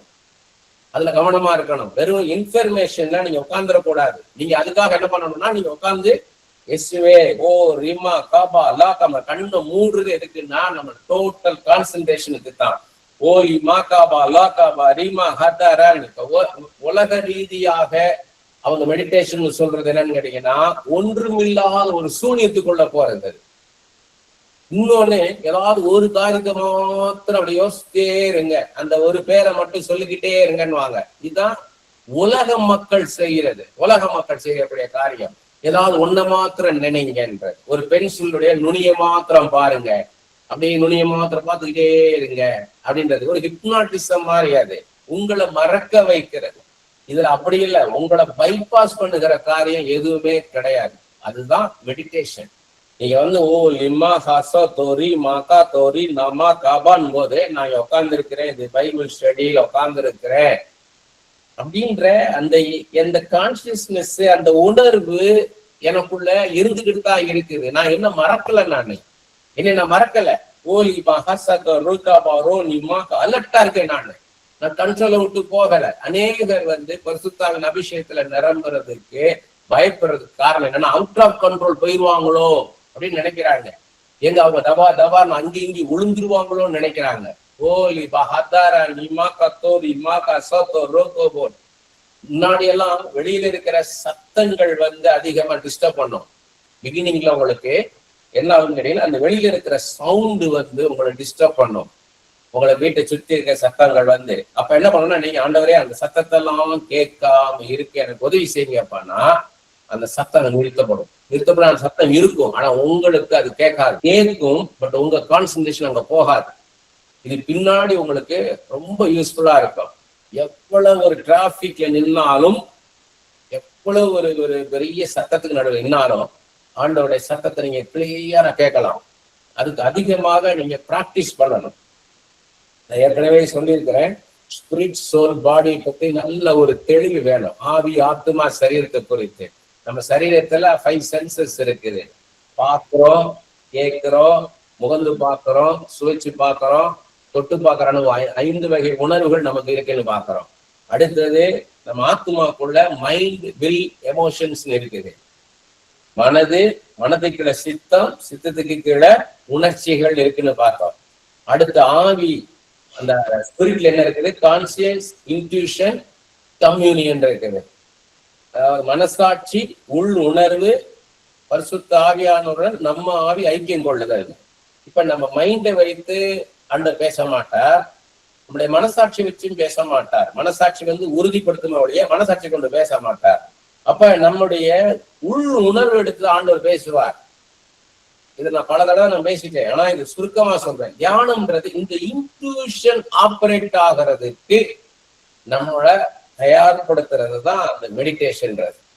மெடிடேஷன் என்பது நமது ஆத்மாவிலிருந்து ஆவிக்குள் கடந்து செல்லும் அனுபவமாகும். நமது இன்ட்யூஷன், உள் உணர்வு மூலம்தான் பரிசுத்த ஆவியானவர் பேசுவார், உணர்த்துவார். இந்த இன்ட்யூஷனை டியூன் பண்ணுவதற்குத்தான் பயிற்சி அவசியம். தொடர்ந்து தேவ பிரசனத்தில் இருக்க நாம் பயிற்சி செய்ய வேண்டும். நம்ம என்ன பண்ணணும்னா, தொடர்ந்து நம்ம சொன்னேன் பாருங்க, இது மாதிரி தொடர்ந்து இதாகணும். நம்மளுடைய உள் உணர்வு நம்ம கூட பேசணும். அதுதான் தியானம். நம்மளுடைய இன்ட்யூஷன் நமக்குள்ள எடுத்து ஆண்டு பேசுவார். முதல்ல மனசு பேசும், அடுத்து மனசாட்சி பேசும். நமக்கே ஒரு உள் உணர்வு தோன்றும். அது இந்த காரியம் இப்படி நடக்கலாம் அப்படின்னு ஒரு ஸ்ட்ராங்கா ஒரு ஃபீலிங் வரும். இந்த காரியம் இப்படி நடக்கலாம், இந்த காரியம் நடக்காது, இதுதான் சரி, இது சரியில்லை, இவர் கரெக்டு, இவர் சரியில்லை அப்படின்னா நமக்குள்ளே ஒரு உள் உணர்வு ஆபரேட் ஆகும். இதுக்கு அப்பாற்பட்டு அந்த உள் உணர்வை எடுத்து ஆண்டவர் நம்மளோட பேசுவதற்கு நம்மளை ஆயத்தப்படுறதான் இவ்வளவு நேரம் நம்ம பார்த்தது. அதுதான். அப்ப நம்மளுக்கு அதுக்கு என்ன பண்ணணும், நம்மளை டியூன் பண்ணணும். ஓலி பாஹாதா ராகாபோ லீமா ஹசத்தா ரீகாபா லாகாபோ ரீபா ஹாபா அப்படின்னும் போதே நம்ம ஆவியோடும் கருத்தோடும் ஜெபிக்கணும். ஒரு பக்கம் டங்ஸ்ல பேசிட்டே இருக்கணும், இன்னொரு பக்கம் ஆண்டவரே என் மனசு பேசுறதே கேட்க கூடாது ஐயா, என் மனசாட்சி பேசுவதை நீ பேசுவதாக நான் எடுத்துக்கொள்ள கூடாது, எனக்கு உள்ளொன்று பேசுவதை நான் நீர் பேசுவதாக எடுத்துக்கொள்ள கூடாது ஐயா. இயேசுவே, நீர் என்னுடைய உள் உணர்வு எடுத்து என்னோட பேசுவதற்கு எனக்கு உதவி செய்யும் ஐயா. இயேசுவே, ஓ ரிபா காபா லாகா தோரோ, இந்த ஜெபத்தை ஆண்டவரே கத்துக் கொடுப்பார். இதெல்லாம் எனக்கு ஆண்டவர் கத்துக் கொடுத்தார். எனக்கு ஆண்டவர் எப்படி கத்துக் கொடுத்தாரோ அதைத்தான் உங்கள்கிட்ட நான் இப்ப பேசிக்கிட்டு இருக்கேன். ஓலிமா காத்தோ ரீமா ஹசத்தோ ரீகா பாலா காத்தோ ரீமா ஹதரோ கோபோரோ. சரி, சேர்ந்து ஒரு கூட்டம் உட்கார்ந்துருக்கோம். அந்த கூட்டத்துல கொஞ்சம் பேர் எதிர்த்து நின்றுட்டு இருப்பாங்க. நம்மளை எதிர்க்கிற ஆவிகளாக இருக்கும். அந்த ஆவிகளை நான் போராடிட்டு இருக்க மாட்டேன். இந்த ஆவிகளை இயேசுவின் நாமத்துல நான் கட்டுகிறேன்னு சொல்ல மாட்டேன். என்னோட உணர்ச்சிகளை நான் வெளிப்படுத்த மாட்டேன். இந்த ஆவியை இயேசுவின் நாமத்துல கட்டுகிறேன்றத டங்ஸ்ல ஓரி பாக்கா தோரி நாமா அப்படின்னு பேச மாட்டேன். ஓரி மாகாதாரா காபாலோ தூரிகா சாரா பாக்காபா. அப்படி என்னன்னா, தேவ பிரசனம் கடந்து வரட்டும் ஐயா, தேவ பிரசனம் கடந்து வரட்டும். கர்த்தருடைய ஆவியாளர் வந்தேன்னா இந்த பிசாசுகளுக்கு இடமே இல்லப்பா. மனுஷன் எம்மாத்திரம் தகப்பனேன்றத நான் டங்ஸ்ல பேசிக்கிறேன், யாருக்கும் தெரியாது. அந்த ஆவியெல்லாம் அடங்கிடும். நான் அந்த செய்யற ஊழியத்தை பார்த்து அந்த ஆவி அடங்கிடும். அவங்க முன்னாடி அற்புதம் நடக்கும். எது அவங்க கடினம் நினைச்சாங்களோ, இந்த இந்த இந்த பிசாசெல்லாம் இவனை விட்டு எத்தனையோ பேர் விரட்டிட்டாங்க. எவ்வளவு பெரிய பெரிய ஊழியக்காரங்கெல்லாம் வந்தாங்க, விரட்ட முடியல. இவர் யாருன்னே தெரியல, இவர் விரட்ட போடாரா அப்படின்னு நினைப்பத எனக்கு ஆண்டர் காமிப்பாரு. முழங்குங்க, முறுமுறுக்கும் அந்த ஆவிகள்லாம். அந்த பையனுக்கு டெலிவரன்ஸ் நடக்கும் பாருங்க, இந்த ஆவியெல்லாம் அடங்கி ஓடி போயிடும், பயந்துரும். அதனால அதை போய் நம்ம மைண்ட் பண்ணக்கூடாது. அதுக்கு இந்த மெடிடேஷன் யூஸ்ஃபுல்லா இருக்கும். ஏன்னா ஆண்டவருக்குள்ளே இருக்கிறதுக்கு இந்த மெடிடேஷன் உங்களுக்கு ஹெல்ப்ஃபுல்லா இருக்கும். பிசாசு யாரால அடக்க முடியாது. சில பிசாசுகள் என்ன ஆகுன்னு கேட்டீங்கன்னா, அது உடனே போகாது, முரண்டு பிடிச்சு நின்றுட்டு இருக்கோம். நான் போக மாட்டேன்னு சொல்லிட்டு ஒரு ஒரு ஸ்திரீயாக இருக்கும், நான் ஒரு ஆம்பளை குரல்ல பேசிட்டு இருக்கோம். எல்லாரும் கூட இருக்கவங்க ஓடி போயிடுவாங்க. அப்ப ஆண்டவர் நமக்குள்ள என்னன்னா, நீ தைரியமா நில்லுவார். அந்த மெடிடேஷன் பவர் இருந்தா தான் அந்த கம்யூனிகேஷன் கிடைக்கும். ஆண்டவர் சொல்றாரு, தைரியமா நில்லுவாரு. இயேசுவின் நாமத்திலே விட்டு வெளியே போ, இயேசுவின் நாமத்திலே இந்த சரீரத்துக்கு வெளியே போன்னு சொல்லிட்டோம். உட்கார்ந்துருச்சு. இப்ப யாருமே இல்லை நமக்கு. ஒன்னே ஒண்ணு, ஆவியானவன் கூட இருப்பார், நம்ம கூட இருப்பார். சொல்லுவாரு, நீ என்னுடைய நாமத்தை சொல்லிக்கிட்டே இருப்பார். என்னுடைய நாமத்தை மட்டும் சொல்லிக்கிட்டே இரு. அது போகல, அது போக மாட்டேன்னு சொல்லுது. என் நாமத்தை மட்டும் சொல்லிக்கிட்டே இருந்துவார். வெறுமனே உன் கையை நீட்டிக்கிட்டு நீ நாமத்தை மட்டும் சொல்லிட்டே இருந்துவாரு. சில சமயம் கை நீட்டாம வெறும் என் நாமத்தை மட்டும் சொல்லுன்னுவாரு. அவர் கரெக்டா அதை ஃபாலோ பண்ணணும். அதுதான் பைபிள நீங்க கரெக்டா மெடிடேட் பண்ணணும். ஒரு காதை தொட்டு, காதுக்குள் உமிழ்ந்து, நாவை தொட்டு அப்படின்னா அது மாதிரி அதை கரெக்டா படிச்சீங்கன்னா அது மாதிரி சொல்லுவாரு. அவன் காதை தொடுன்னுவார், அவன் காதை தொடு, அவன் நெத்தியத்தோடு, அந்த நெத்தியில 2 பக்கவாட்டியும் தொடு. சிந்தனை மண்டலத்திலே என்னுடைய பிரசன்னம் கடந்து வரணும், என்னுடைய வல்லமை கடந்து வரணும்னு ஜெபம் பண்ணு அப்படின்னு சொல்லுவார். அப்படி அவர் சொல்ல சொல்ல செய்யணும். என்னுடைய நாமத்தை மட்டும் சொல்லுன்னு. அதே மாதிரி ஏசு ஏசு ஏசு ஏசு. அப்ப பாத்தீங்கன்னா முழுக்க முழுக்க நம்மள விசுவாசத்துல நிப்பாட்டி வச்சிருப்பார். ஏன்னா ஆண்டவர் இப்ப அற்புதம் செய்ய போறார். எப்படி அவர் பேசுறதுக்கு ஆயத்தமா இருந்தீங்களோ, டெஃபினட்டா ஆண்டவர் பேசுவார் அப்படின்னு உங்களை ரெடி பண்ணி வச்சாரோ, அதே மாதிரி இப்போ ஒரு மிராக்கள் நடக்க போகுது, இந்த பிசாசு இங்க இருந்து ஓட போகுது அப்படின்ற நிச்சயத்தை அவங்க தருவார். ஏசு ஏசு ஏசு டொப்புன்னு விடும், அந்த சரீரம் டப்புன்னு விடும். அடுத்த செகண்ட் பார்த்தீங்கன்னா கண்ணத்தன்மை எங்க இருக்கேன்னு அந்த பிசாசு விட்டு போயிடுச்சு. அப்படி போல ஆண்டவர் அற்புதம் செய்வார். அதனால தியானம்ன்றது ரொம்ப ரொம்ப முக்கியம். அதுக்கு அதிகமாக பிராக்டிஸ் பண்ணணும், அதிகமாக வேதத்தை தியானிக்கணும், அதிக நேரம் ஜெபத்துல தரித்திருக்கணும். எல்லாத்துக்கும் மேல ஆண்டவர் பேசணும்ன்ற அந்த எதிர்பார்ப்போடு கூட காத்திருக்கணும்.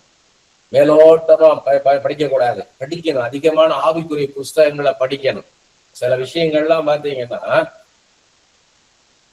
அவங்க அந்த ஆழமா தியானம் பண்ணி எழுதுறத படிக்கும் பொழுது உங்களுக்கு இப்படி போல நம்ம யோசிக்கணும், இப்படி போல நம்ம இந்த மாதிரி நம்ம யோசிக்கணும்ன்ற அந்த வாஞ்ச தாகம் நமக்குள்ள உண்டாகும்.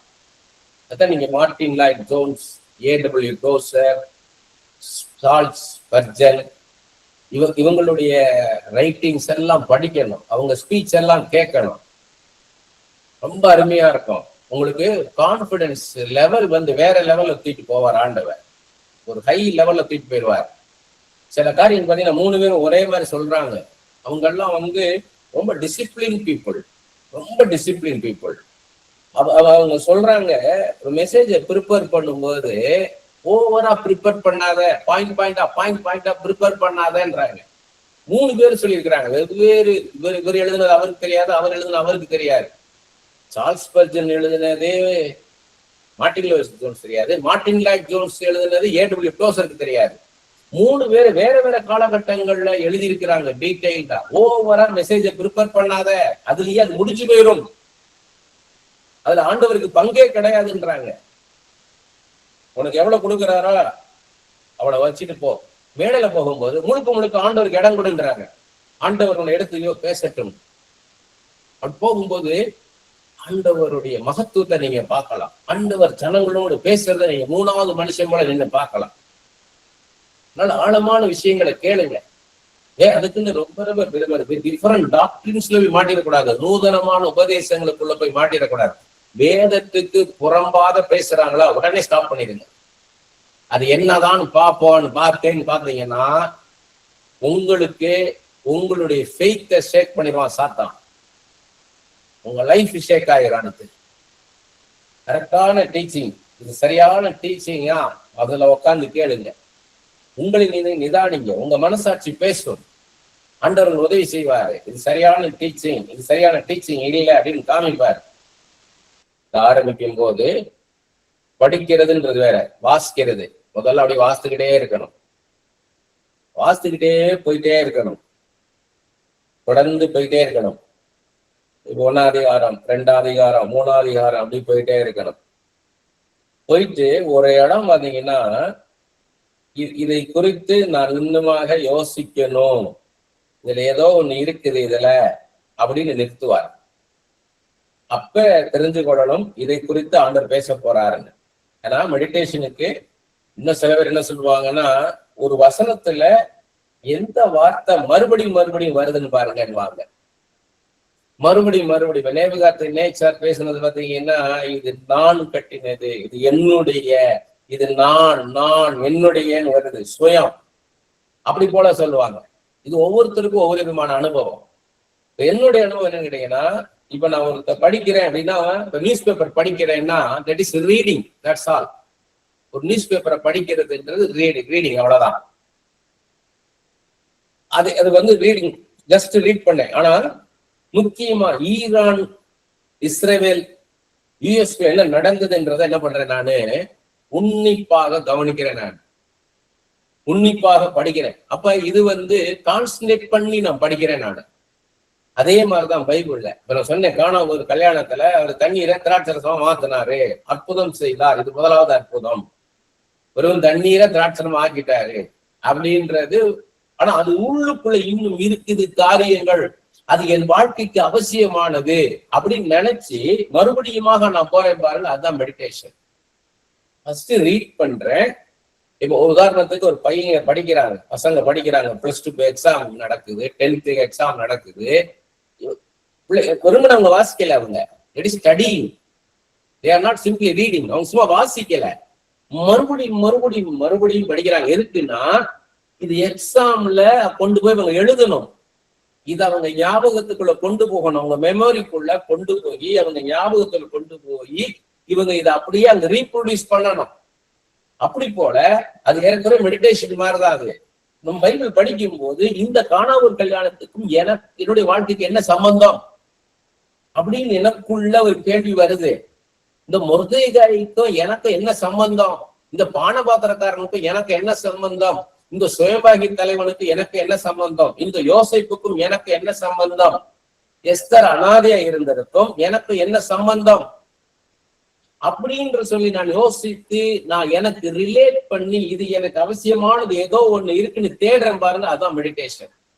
சோ சிம்பிளா முதல்ல நீங்க படிக்கணும், படிச்சுட்டு வெறுமனே விட்டுறக்கூடாது, அதுதான் முக்கியம். நீங்க நிறைய சொல்லுவாங்க, ஒரு அதிகாரம் படிச்சுக்கிட்டு அதுக்குள்ள எனக்கு ஆண்டவரை பேசணும்னு சொல்லி திரும்ப படிக்கிறது. நீங்க அப்படி படிச்சுக்கிட்டு இருந்தீங்கன்னா அடுத்த பகுதியில போக முடியாது. கர்த்தர் எங்க போக்கஸ் பண்றாருன்னு பார்க்கணும். நீங்க அப்படியே படிச்சுக்கிட்டே போகும்போது ஒரு இடத்துல நிப்பாட்டுவார். நீங்க பாத்தீங்கன்னா மத்த எல்லா இடத்துல கர்த்தர் வாயை திறந்து பேசினார், இயேசு கிறிஸ்து வாயை திறந்து பேசினார் இருக்கும். லூக்கா இடத்துல அவள் காதுகளை திறந்து கேட்டார்கள் இருக்கும். இது என்னடா வாயை திறந்து பேசினார்ன்றது ஒரு பெரிய காரியமா? நீங்க அப்படி சும்மா போயிருப்பீங்க, மேலோட்டம் படிச்சிருப்பீங்க, வாய் திறந்து பேசினார், அவங்க காதுல கேட்டாங்கன்றத. ஆனா அது வந்து என்ன, இதுல ஏதோ இருக்குன்னு உங்களுக்கு தோணுது பாருங்க, அதான் மெடிடேஷன். திரும்பவும் வரைஞ்சி பாருங்க, அத திரும்பவும் நீங்க கடந்து போயிட்டீங்க, திரும்பவும் உங்க கொண்டாந்து வச்சு பேசுறார் பாருங்க. ஆவியில் எளிமை உள்ளவன் பாக்கியவான். முதல்ல படிக்கும் போது ஆவியில் எளிமை உள்ளவன், சிம்பிளிசிட்டி, அவன் வந்து பிளஸ்ட் மேன், ஆசீர்வதிக்கப்பட்டவன் இருப்பீங்க.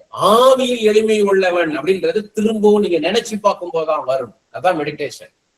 சோ நீங்க அப்படிதான் ஓனியும் ரீரீடிங், அதுதான் மெடிடேஷன். முதல்ல உங்க படிச்சிட்டீங்க, படிச்சுட்டு போயிட்டீங்க, ஒரு குறிப்பிட்டது ஒரு 10 அதிகாரம் 15 அதிகாரம் படிக்கணும்னு டார்கெட் வைங்க. ஏன்னா கிட்டத்தட்ட 1500 பக்கத்துக்கு மேல இருக்குது, பழைய ஏற்பாடும் புதிய ஏற்பாடும் சேர்ந்து. அதுல 1107 பக்கம் இருக்குது, இதுல ஒரு 355 பக்கம் இருக்குது புதிய ஏற்பாட்டுல. இவ்வளவு நீங்க படிக்கணும், ஃபுல்லா கவர் பண்ணணும். வெறுமனை உட்காந்துட்டு நீங்க ஆதியாகமம் 10 அதிகாரத்துல உட்காந்து திரும்ப படிச்சுட்டு இருந்தீங்கன்னா வெளிப்படத்துல விசேஷம் உங்களுக்கு ஆண்டவர் பேச முடியாது. லேவியர் ஆகமத்துல இருந்து உங்களோட ஆண்டவர் பேச முடியாது. அப்போஸ்தலர் நடவடிக்கைகள் இருந்து உங்களோட பேச முடியாது. அதுக்காக ஃபர்ஸ்ட் ரீட், ஒரு 10 அதிகாரம் 15 அதிகாரம் படிங்க. படித்து முடிச்சுட்டு நீங்க என்ன படிச்சீங்கன்றத பாருங்க, யோசித்து பாருங்க. அப்போ உங்களுக்குள்ள தோணும். சில 10 அதிகாரம் படிக்கும் போது 9வது அதிகாரத்தை நிப்பாட்டிடுவார். அப்போ சில நடவடிக்கைகள்ல 10 அதிகாரம் வரைங்க, 10வது அதிகாரம் பேதுரு வராரு, 9வது அதிகாரத்துல அப்போஸ்தலனாகிய பவுல் வந்துட்டாரு. அப்ப அந்த 9வது அதிகாரத்துக்குள்ள திரும்ப படிக்கணும்னு தோணும் உங்களுக்கு. அதுதான் கர்த்தர் உங்களை நடக்கிறது. பயில் காட்டிய அழைப்பார்னு இருக்கு சங்கீதத்துல ஒரு இடத்துல. இப்ப தெரிஞ்சு கொள்ளணும், இது ஆண்டவர் எனக்கு ஒரு காரியத்தை குறித்து பேச போறா. அப்ப அப்போஸ்தலர் 9வது இடத்துல போகும்போது அப்போ உங்களுக்கு போக்கஸ் பண்ணுவாரு. இங்க இருந்து பவுல் தொடங்குது பாருன்னுவாரு.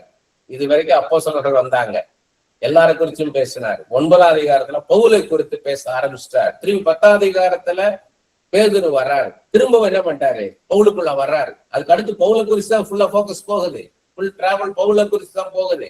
அப்ப அதை குறிச்சு உங்களோட பேசுவார். சோ ஜெனரலா பேசுவார், அடுத்து ஸ்பெசிபிக்காக பேசுவார், அதை யோசிக்க வைப்பார். அதுதான் மெடிடேஷன். சோ முதல்ல ஜஸ்ட் ரீட் பண்ணுங்க. படிட்டு வரும்போதே ஒரு இடத்துல ஆண்டவர் உங்களை நிறுத்தணும், அதுதான் முக்கியம். ஆண்டவர் உங்க இடத்துல ஒரு இடத்துல யோசிக்க வைப்பார். இதை பார்த்திய இந்த காரியம் உங்களுக்குள்ள தோணும். அப்ப தெரிஞ்சுக்குவீங்க, இது ஆண்டவர் நம்மளோட இடைபெறாரு இந்த காரியத்தை குறித்து. அப்படி நீங்க பார்க்கும்போது நல்லா தெரிஞ்சுக்குவீங்க. எங்கோ ஒரு இடத்துல பிரசங்கம் பண்ண போறீங்க, இல்ல யாருக்கோ ஆலோசனைய சொல்ல போறீங்க, இல்ல யாருக்கோ ஒருத்தருக்கு ப்ராஃபஸியா சொல்ல போறீங்கன்னு தெரியும் உங்களுக்கு. அதனால எப்பயுமே ஒரு நோட்டும் பேனா வச்சுக்கிட்டு உட்காரணும்.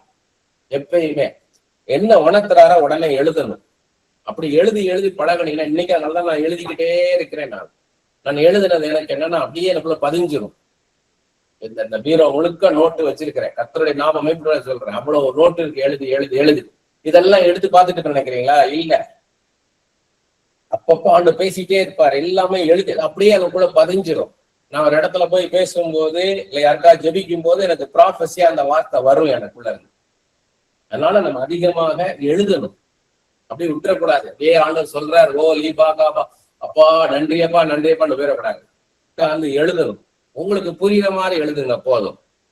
உங்களுக்கு ஷார்ட் ஹேண்ட்ல உங்களுக்கு எப்படி டெலிகிராஃபில SMS அடிக்கிறீங்க எப்படி, அது மாதிரி ஷார்ட்டா அது என்ன ரெவல்யூஷன் கிடைச்சது அப்படின்னு எழுத மெடிடேஷன் பவர் உங்களுக்குள்ள இன்க்ரீஸ் ஆகும்.